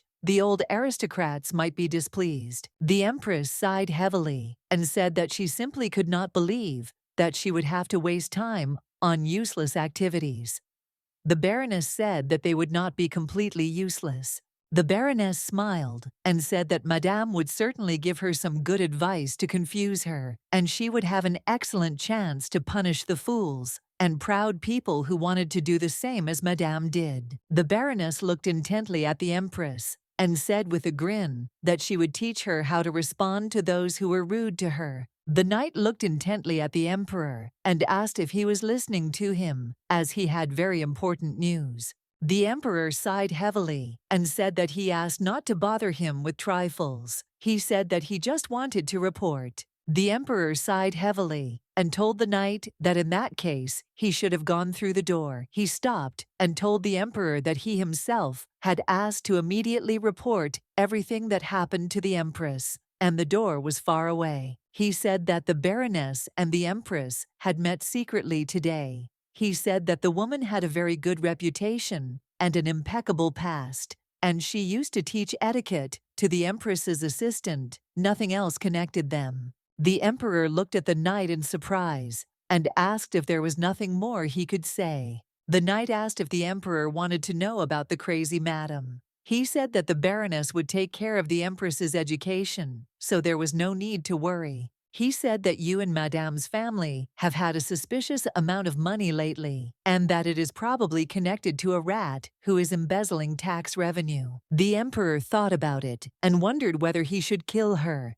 The young lady informed the Empress that the invited aristocrats had arrived in their carriages, and the Empress wondered if the guests were all arriving at the same time. The lady smiled and said that everything was going well. Thanks to the Baroness's advice, everyone was happy. She said that they should also come out in a few minutes to the guests. The lady smiled and said that she asked the head maid, and she said that all the guests had arrived. The Empress thanked the young lady for her work.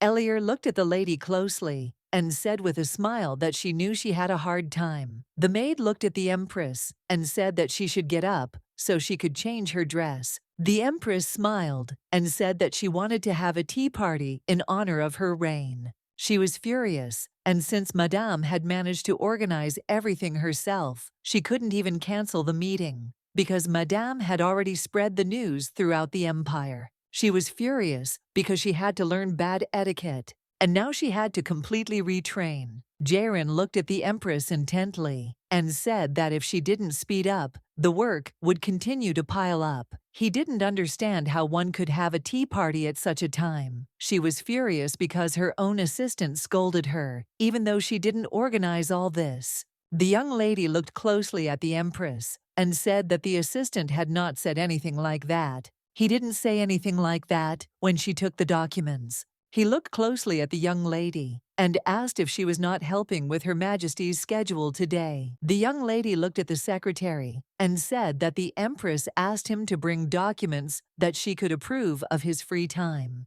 He sighed heavily as he didn't understand why she needed a tea ceremony right now. She looked at him intently and said that of course they had a lot of work to do. After all, the Empress had not been in the palace for a long time. She said that even poor aristocrats arrange such meetings, and they would still have to organize a tea party. He looked at her intently and asked if there was any benefit in such amusements. He said that the nobility using their position to avoid working, and they talk only about jewelry and clothes.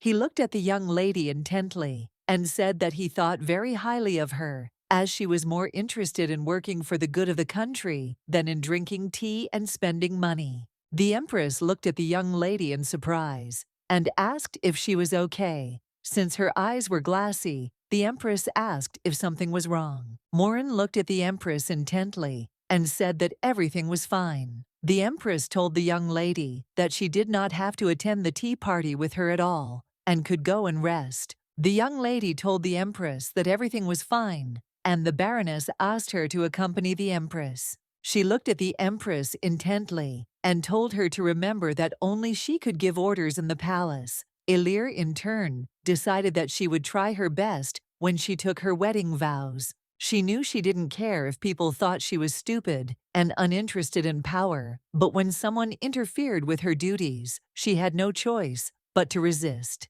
She knew that she must not show her timidity, for people might be high-ranking aristocrats, but they were still servants of the empire. The Empress thought for a moment since everything happened as the Baroness said. The Baroness told the Empress with a smile that all the ladies at the meeting were noble, but not very famous. She knew that even if an aristocrat was not interested in politics, he had to maintain relationships in social circles. If they quarreled with someone powerful, then they could forget about a successful marriage for their children. She understood perfectly well that the most important guest at the tea party would be Madame. She understood perfectly well that all the ladies would decide that it was better to listen to Madame than to the new Empress. The Baroness told her that all the ladies would expect her to be the first to disgrace herself. She knew that it would not be easy for her in this situation, but she also knew that she had to show whom they were obliged to obey.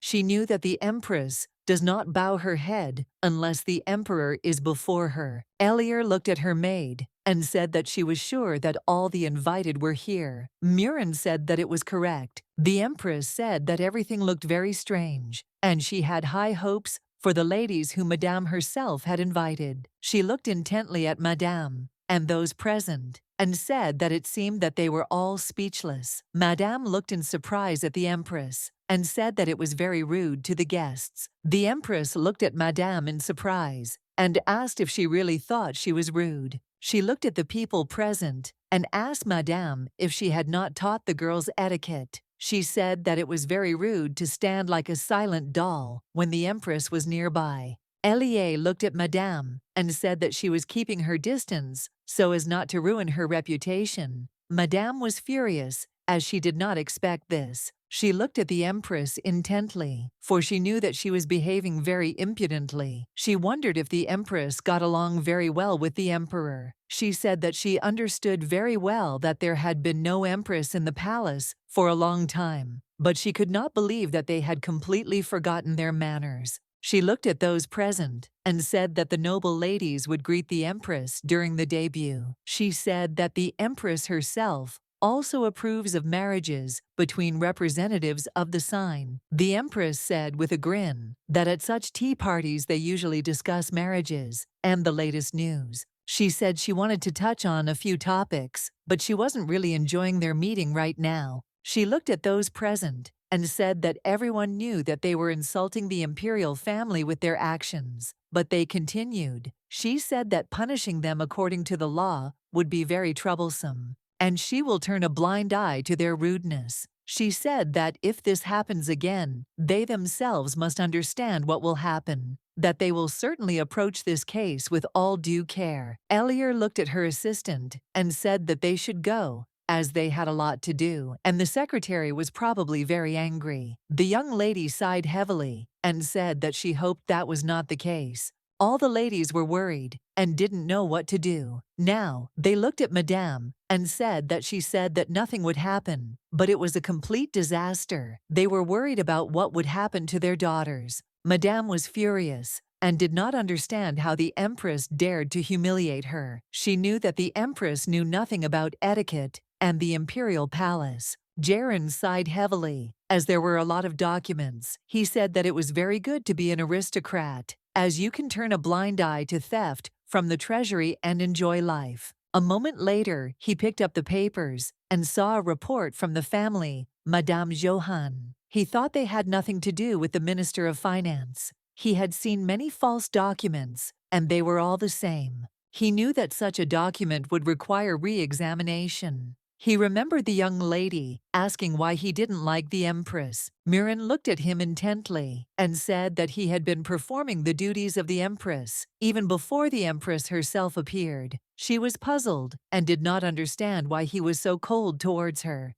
He knew that the empress's face made him angry, and he needed to take a walk to clear his head. He didn't care at all that she was the second person in the empire. He wrote a note on the documents and left the office. He sighed heavily, as the empress had only made his situation worse. He was not just cold, it was a terrible feeling. The empress has ruined her first tea ceremony, and by tomorrow it will be in all the newspapers. The young lady knew that Madame's actions had played into her hands, and now she could fire her. She knew that no one cared what people thought, and she just had to do her job. She was puzzled, because no matter what she did, the numbers did not add up. She thought it was very strange. The emperor looked closely at the empress and said that he found it even stranger that she was taking work into the bedroom. She asked her husband for forgiveness, as she did not want to be distracted. Rofers looked at her and said that the empire would be in perfect order if she didn't spend one night working.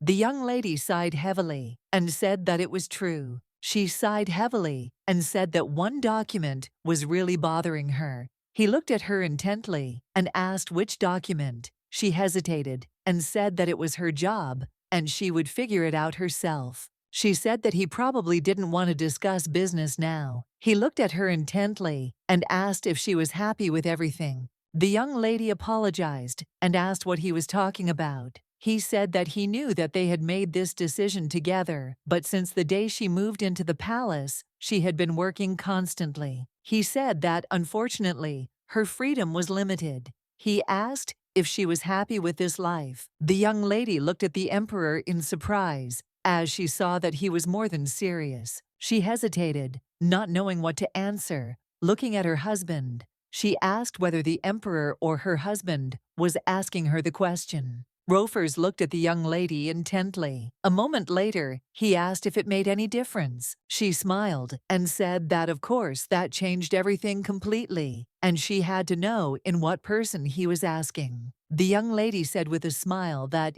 if he was asking on behalf of her husband, it meant he was worried about her. She looked at him intently and asked with a smile if they should get to know each other better that evening. He sighed heavily and said that she should know that he had no interests. He said that his entire childhood was connected with war and massacre. She sighed heavily, since this was not what she wanted to talk about. He looked at her intently and said that on his return, he had to clear the courtyard of dissenting aristocrats. She looked at him intently and said that today he could ask her any questions. He looked at her in surprise. She smiled and said that he could ask whatever he wanted. The emperor thought for a moment and asked her when she realized that she was smarter than anyone else. She said that right at the moment of birth, she already knew that she was different. He sighed heavily and said that he understood her. She smiled and said that it was a joke and she could not remember something from infancy. She thought for a moment and said that she simply always asked for books that were difficult for her age,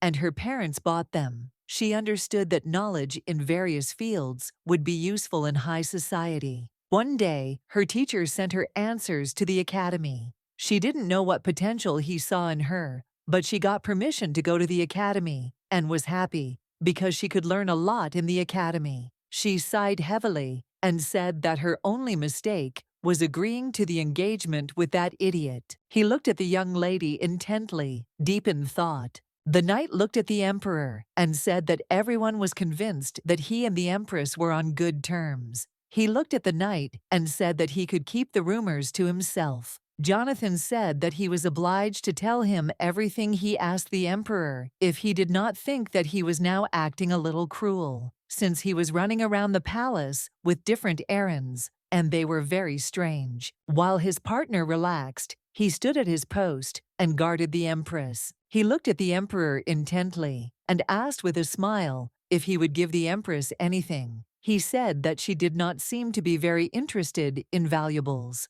He looked closely at the emperor and said that even though they had just married, they should not forget about gifts. The emperor wondered what kind of gift the empress would like. Jonathan looked at the emperor with puzzlement and said that he should know this better than anyone since they communicate. He knew that everyone loved gifts, but he was puzzled and did not know what his wife loved. The young lady looked at her husband in surprise and asked if her story had really tired him out. The emperor was taken aback and said that everything was not so simple. He was thinking about what he wanted to ask her. She smiled and said that absolutely any question would do. He said that she seemed to have interests in many things. He asked me if she found the monotonous work in the palace boring. She smiled and said that it was a very interesting question. She asked if that was the reason he asked her if everything was okay with her. Elier Wu smiled and said that she had not worked in this field before, but she had to do a lot of counting, so she was interested. She said that people usually study to apply their knowledge in their work. He smiled and asked what kind of reward she wanted. She looked at him in surprise and asked if the empress paid for performing duties. His hint flew past her with a whistle. He smiled and said that she might think again, since she might get something other than money, for example, jewelry. She sighed heavily and said that she already had a lot of jewelry that she did not wear.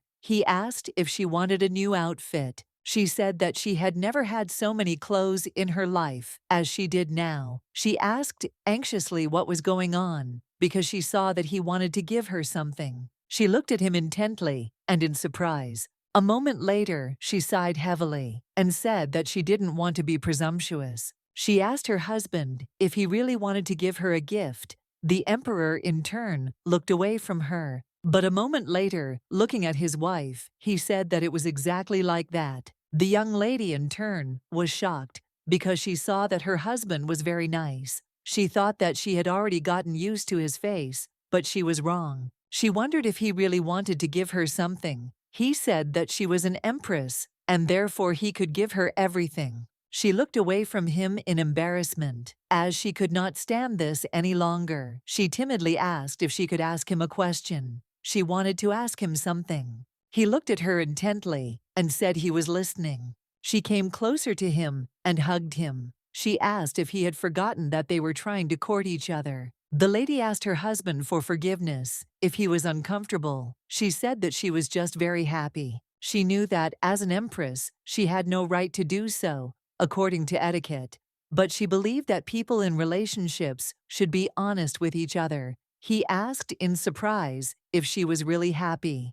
She smiled and said that everything was exactly like that. She smiled and said that if he wanted to give her a gift, he could choose a book for her. She said that he probably felt awkward, but still asked for forgiveness. He smiled and said that everything was fine. He reached out to her, but quickly pulled his hand away. He said with a smile that she could hug him whenever she wanted. She still believed that there was nothing more powerful than cuteness. And because of this, she wondered if people really wanted to court someone so much and then become a family. She knew it was a little unfair that her husband was not only handsome in appearance, but also had a rather gentle character. She knew she shouldn't worry about always waking up. He only had that temperament once. When she woke up, she decided to take a little walk and noticed that the emperor's room was larger than hers. She didn't understand why it needed such dimensions if he slept alone. She knew he would be more comfortable sharing space with someone. A moment later, she noticed her papers.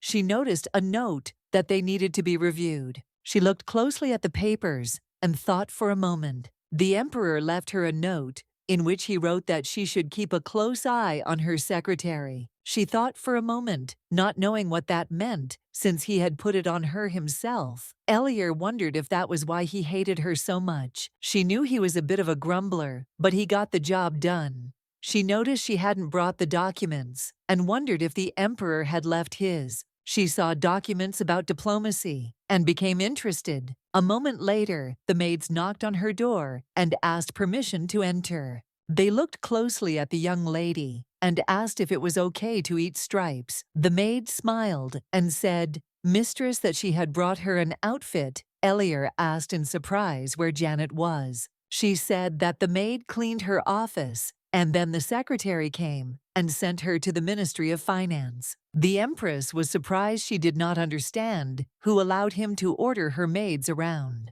The young lady smiled and said that she ran into the emperor when she came to the palace. Murin Wu smiled and said that the emperor told her that the empress was here, and she was very happy. Elier looked closely at her assistant and asked if she saw the documents on the table. The empress told her that she had previously done paperwork and probably knew how documents were processed at the Ministry of Finance. She asked the assistant if she could look at them and say something. She said that looking at these papers was not their job. She sighed heavily and said that it was very strange. And perhaps one of the documents was a sample. The Empress asked her, in surprise, what she was talking about. The Empress asked her assistant if the seals were really different there. Murin hesitated, not knowing what to answer. She said that the seal is different from the official seal of the empire. She said that hundreds of documents come to the palace every day.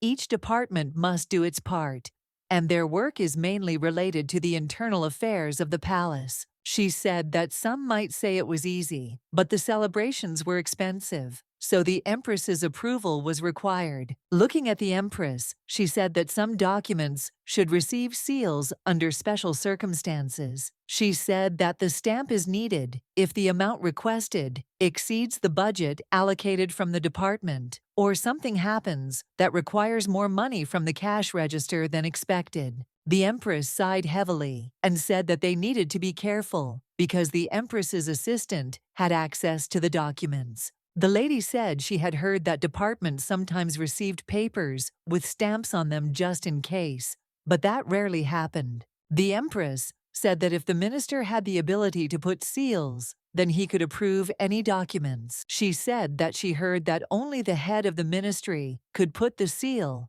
and now this place belongs to a member of the Fezzle family. She sighed heavily and said that this meant that the man was capable of forging the necessary documents. The Empress looked at her assistant and asked if she could take her to the ministry, and she would personally find out everything. The lady said that she could go alone. The Empress said that the documents they had just shown were very strange, and they came from the ministry, and her assistant handed the documents over to her for approval. The young lady looked at the Empress in surprise and bewilderment and asked what she was talking about. Murin knew the man and didn't think that he could steal something or forge documents. They walked slowly to the Ministry of Finance and talked about this topic. Elier was furious because she thought the finance minister seemed to be underestimating her. Muriel was shocked by the amount of money they were asking for to entertain the guests. The Empress froze in place when she saw the maids.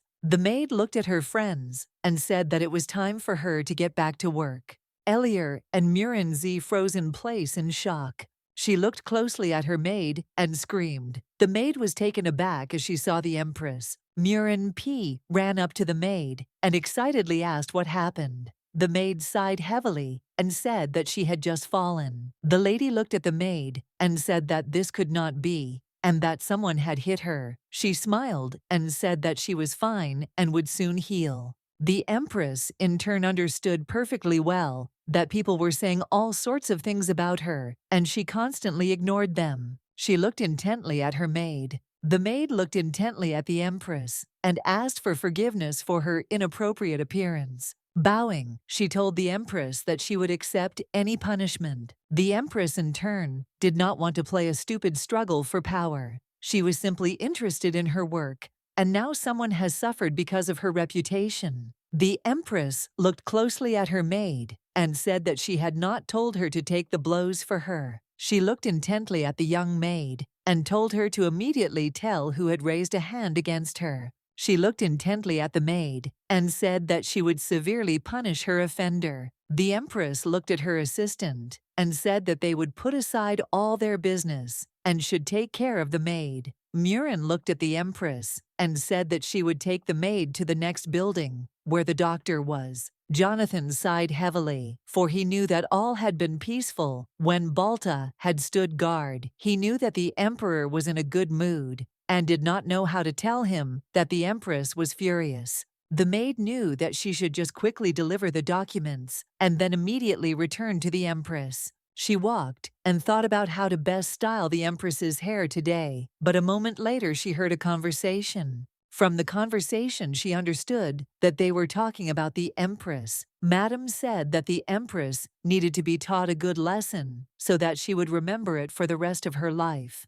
Madame said that they should wait a little since the empress had not put her in the best light, and she would do everything to ensure that the village girl would be disgraced at the banquet. The maid froze in shock. After examining the young lady, the doctor said that she had been hit in the face repeatedly. The empress looked intently at the doctor and asked what they had beaten her servant with. The lady sighed heavily and said that perhaps these marks were from a ring. The doctor sighed heavily and said that sometimes angry aristocrats really did beat their maids. The empress sighed heavily and said that this meant that both palaces had a lady who did not know that the young lady was her maid. She thought for a moment and said that it was most likely the lady who did not want to respect her. Madame looked at the maid intently and asked how she dared to eavesdrop.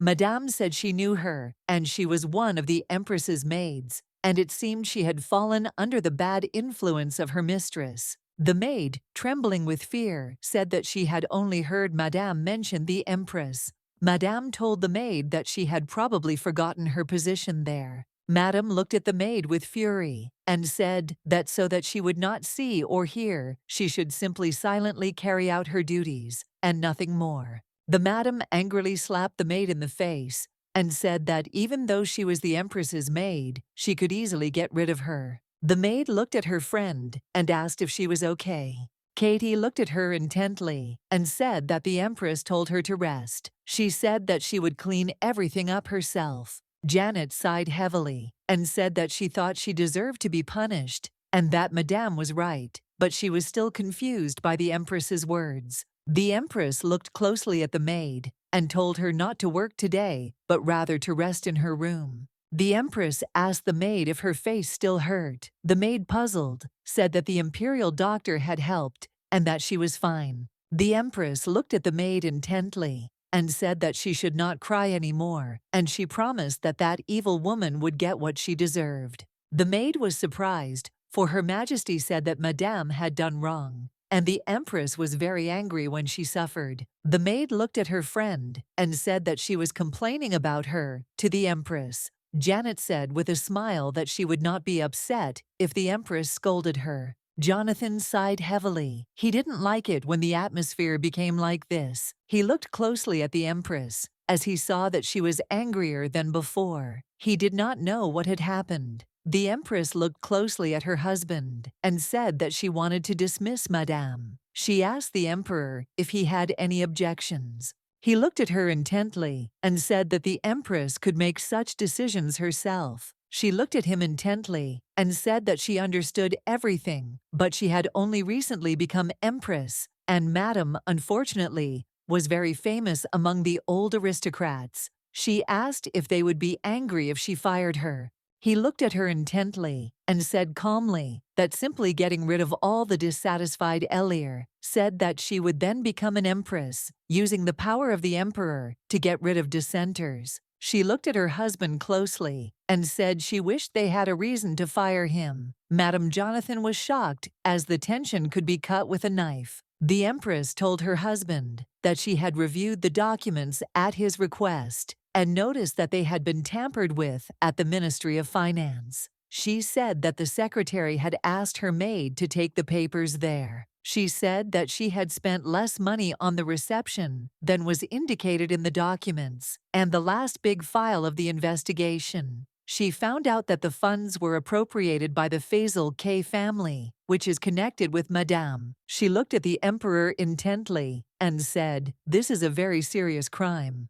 and they cannot just let it go, Madame." She hoped that her words would have an effect on her husband. Jonathan looked at those present and asked for forgiveness. He said that he wanted to say something regarding Madame and the Marquis. The emperor looked at the knight intently and said that he had asked him to remain silent. He asked for forgiveness, but said that the empress must know. She looked at them intently and said that he could tell her everything. Jonathan looked at the empress and said that the emperor already knew about the violation of the law. He said that today, the marquise's estate will host a secret meeting of the nobility, and that place is already surrounded by knights. He said that the secretary who allowed the false documents to get to her will be punished later, madam. The young lady froze in place when she heard about her secretary. A moment later she froze in place and wondered why she was angry in the first place and why she had come to the emperor. She remembered that she was very irritated by the behavior of Madame.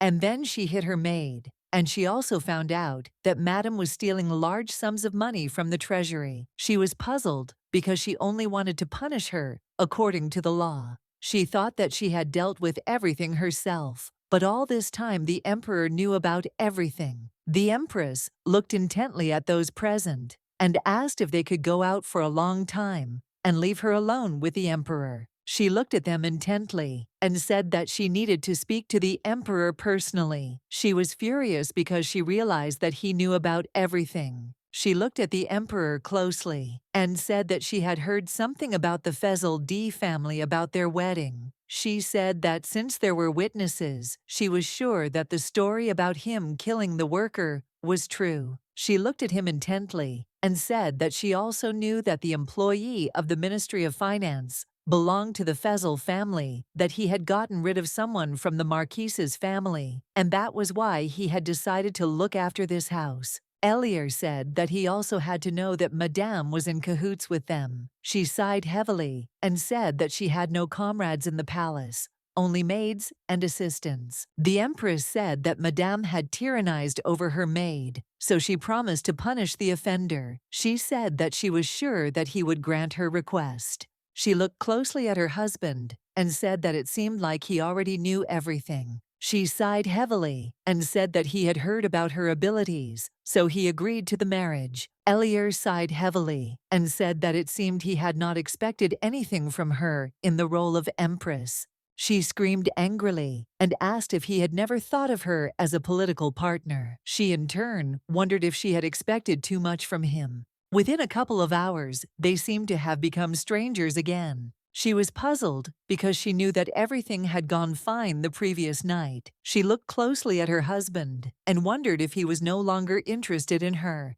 She looked at him intently and called out. She said that last night he asked what gift she wanted. She asked if he really didn't want to talk to her anymore, and Refers sighed and said that that wasn't the issue. He said he thought any excuse he made would make her angry. She sighed heavily and said that they were angry with him. She was just very disappointed. She said that he himself wanted to avoid unnecessary conflicts and promised never to quarrel. She sighed heavily and said that this is exactly what they were doing now. Elier looked at her husband closely and said that she was smart and he was strong, but they were both terribly stupid when it came to their relationship. She said that on the first day of their marriage, they agreed to get along, even went for a walk to spend time together. She knew that if they didn't talk about important things, they couldn't be a couple. He sighed heavily and said that he was very sorry, as it was his fault. She was shocked that he apologized so quickly. He looked at her and said that he remembered exactly what was said that day. He said that any quarrel between them was his fault, and that he had just upset her. She looked at him intently and said that he had a chance to tell her what was happening, but he chose to remain silent. She said that of course this would lead to misunderstandings. The emperor said that anyone who caused trouble in the palace should be executed, and he had no intention of dragging her into violence. She knew that his words did not make her feel relieved. He sighed heavily and said sadly that he was very sorry. She wondered how much longer he would apologize, as this was very strange. She asked in surprise if he was really that ashamed. She said he shouldn't forget his status. He said he promised to apologize if he made a mistake. Elier said she felt uncomfortable hearing so many requests for forgiveness. She looked at him hard and asked if he remembered last night. She said she was still mad at him, but they had to make peace somehow. She looked at him hard and said that from now on, this was what they had to do when they felt guilty. She looked closely at her husband and wondered why he acted so insecure at such moments. She looked at him intently and asked what he was waiting for. Elier said that he should hug her and make peace with her. She asked him what he thought about it and whether he agreed to do it or whether he felt uncomfortable. He looked at his wife with embarrassment and said that he liked it. He asked, puzzled, if he could touch her. She sighed heavily and said that of course he could, since they were married. She said he could hold her tighter and she wouldn't break. He sighed heavily and said they would leave it at that for now. Rofers looked hard at his wife and said they should get back to talking. She asked her husband how long he had known about the forged documents and the theft of money. He said that he had known about everything for some time, but had only recently found the culprit. Elier asked him if there was a special reason why he was Madame's nanny as her teacher. He said that he simply invited Madame because he had heard of her reputation. Elier looked at him and said that she really hoped that he had handed over some government affairs to her because of his faith in her abilities, but she still needed the support of assistants. She said that his secretary had worked hard to become his assistant, and he could understand his resentment. She said that didn't mean he could be allowed to do such things. She asked if he had worked honestly. He thought festeringly about the fact that the Empress was not there yet, and wondered whether he could not get away with just being deprived of his position. The Emperor said that he gave his assistant to her because he believed that he would be faithful to her to the end, and even before their wedding, he wanted to make him her assistant. The Emperor sighed heavily and said that he thought the young man would support her in any timeline. He sighed heavily and said that he never thought he would do something like that. She was puzzled and surprised because she did not understand why he trusted the man so much and believed that he would be faithful to her here. She would like to ask more questions to clarify everything Elier knew, that her husband never ignored her. She knew that he could make all the decisions without taking into account the opinion of the Empress. She understood perfectly well that if he were a real tyrant, he would have killed her long ago. Looking at him, she trusted him completely. She knew that they could talk about feelings later, but now it was more important to catch the criminal who stole from the treasury. Murin looked at Jonathan closely and asked if he was one of the Emperor's personal guards. She said that he often avoided other people's eyes so they could not talk before. He looked at her closely and said with a smile that he did not understand what she was talking about. Murin said that she saw him carefully questioning the maids near the Empress's office, and perhaps he was keeping an eye on them. He smiled and, looking at the lady, said that she was very observant. She smiled and said that he seemed to wish the Empress no harm, so she remained silent. She looked at him and asked if he was married or in love. He smiled and asked if she was interested. The lady said that if he was going to joke, the conversation was over. She asked him what he would do if his beloved wanted to work for the good of the empire. He said that he received a good salary and would not like to see his beloved in need, but still he would support her if she wanted it. He smiled and said that it would still be nice to meet by chance in the palace sometimes. The young lady smiled and said that this was a very funny answer. He looked at her intently and said that he was not joking. He did not understand why she found it so funny. She smiled and said that it was nice to hear such a stunning statement from an imperial knight. She said that the secretary was raised by a commoner because his opinion was different. She didn't want to speak rudely about him because of his status. She looked at him intently and said that he should be glad that he had not yet met a truly talented lady. She looked at him intently and said that for some time there was only one woman working with government documents. She said that it was the Empress, and now she is here too. She looked at the knight closely and asked if he thought it was unfair. She said that the Emperor said he would hire people based on their abilities, not status. So she got a good job. She looked at him intently and asked if he knew what it was like to live in a society where women were not allowed to advance in their careers. He looked at the young lady in surprise and asked if she was taking her anger out on him, since she could do nothing with the secretary. He asked if he should really inform the emperor about her hot temper. Murin said that he had been trying to get information out of her from the very beginning. She smiled and said that she was not against it, but she was sure that he and the other knights were just doing their job.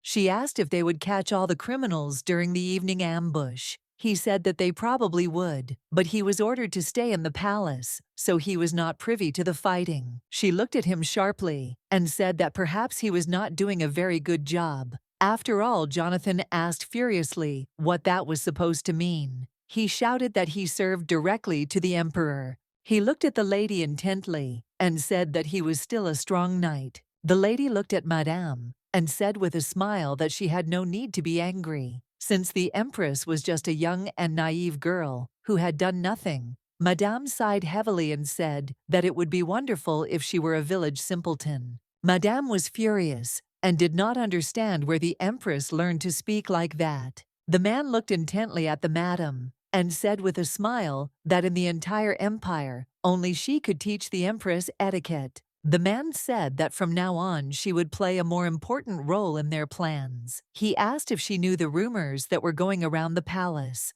Madame asked if he was really talking about those funny stories now. She heard someone say that the new empress had bewitched the tyrant. She smiled and said that she could hardly believe it, but the maids were convinced that they had seen the empress leaving the emperor's room. The man looked at the lady and said that the emperor had killed his elder brother, and for this reason, he thought that the emperor had revealed them. However, the emperor had made him finance minister, and he would have killed him if he had known about the documents. He said that the old aristocracy still obeyed the palace, but they needed to take control of the emperor, and Empress Baltafi sighed and said that now he understood why the emperor chose him, since Jonathan would not have held back and finished everyone off. The lady was taken aback as she heard someone scream. She froze in place. The man looked into the distance in surprise, because he did not understand who was shouting. He ordered the servants to find the person immediately. Balta came closer to them and said angrily that their little celebration had started late. He said that they had made him wait a long time. He looked closely at those present and said that everyone had things to do. He did not understand where the temporary entertainment came from. He looked at everyone present with anger and said that since they were all already drunk, there was no point in hiding. He said that he had been allowed to get rid of them, but the situation had changed. He looked intently at the Marquise and Madame and said that the emperor wished to speak with them. He looked at those present and said with disdain that death at the hands of the emperor was a great honor. He said with fury that they must follow him. The man was excited because no one knew anything, but everyone was invited to the palace unexpectedly. He noticed that there were many old and new aristocrats in the palace, but there were also those who remained neutral. He was surprised because women were also invited. He thought that this was not a meeting of heads of houses, although most of those present had influence in high society. A moment later, the knight announced that the emperor and empress had arrived. The knight told everyone present that they should bow their heads and greet them. Everyone whispered, as if they did not understand what was happening. The empress looked at everyone present with rage, as the third was stealing money from the treasury. The emperor looked at those present and said that it seemed that almost everyone had come. He asked everyone if they knew why he had gathered them at such a late hour. No one answered. The emperor looked at those present with a grin and said that it seemed his question was too difficult for them. He said that they found out that many of the employees of the Ministry of Finance were kings from the treasury and handed over money to the aristocrats.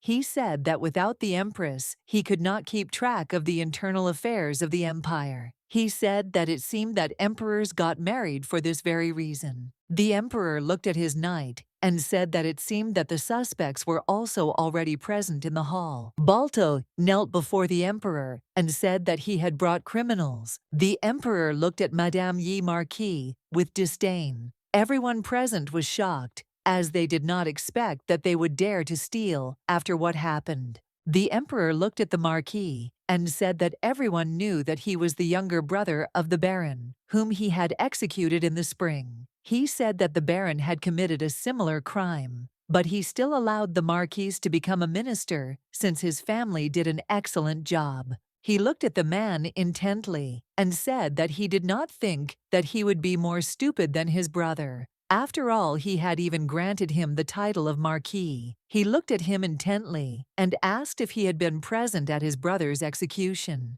The emperor looked intently at all those present and in a calm manner said that he knew all their secrets. The emperor looked at Madame with fury and said that he remembered that she had convinced him that she had an excellent command of etiquette and would be able to help the empress. He said that he was also informed that she had said unflattering things at the ceremony. She had called the empress a country bumpkin who had bewitched the emperor. He had looked at her with disdain and said that she wanted to control them. Everyone present was shocked because they did not believe that Madame would say such a thing. They had previously heard that she was bragging about her new purchases. They could not believe that she would do such a thing. The empress, in turn, noticed that everyone was trying to shift the blame onto each other. She was puzzled and did not know how long this comedy would last. The madam said that she was not going to die alone, since all those present were also guilty, and no one refused expensive gifts. The emperor looked at her with a grin and asked if she was ready to name her accomplices. He smiled and said that he would like to propose to her, as she said he was a tyrant. He wondered why he would bring them alive. The empress looked at her husband in surprise. He looked at the culprits with fury and said that he even gathered their friends, but they continued to pretend.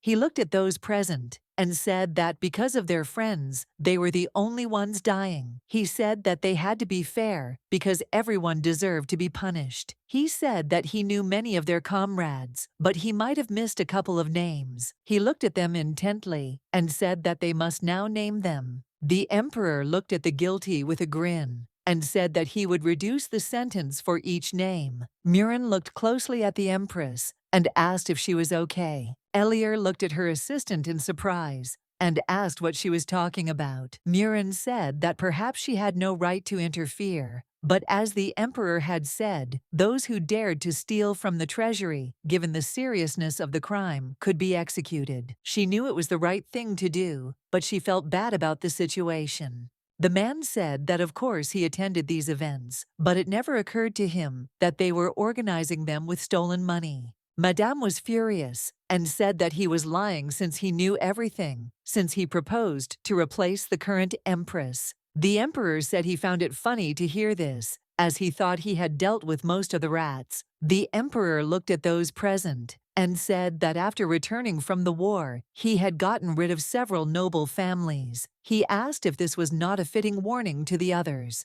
He looked at those present intently and said that he would make a decision, but now they all needed to leave. The lady looked at the empress and said that his life depended on her decree, and he could even die. She looked closely at the empress and timidly said that she was sure she would make a wise decision. She told the empress that she must remember that she must not sympathize with him. The empress looked closely at the secretary and said that he was very calm for someone who was about to be punished. He sighed heavily and said that he had already been transferred to a worse job, and there were no opportunities left in the palace anyway. Although his unpleasant situation could hardly upset her, she looked at him in surprise and asked if he was really so disgusted by working with the empress and not with the emperor. He looked at the young lady and said that the empire accepts people regardless of their status, but commoners still do not receive a proper education. He sighed heavily and said that it was difficult for him even to read to learn,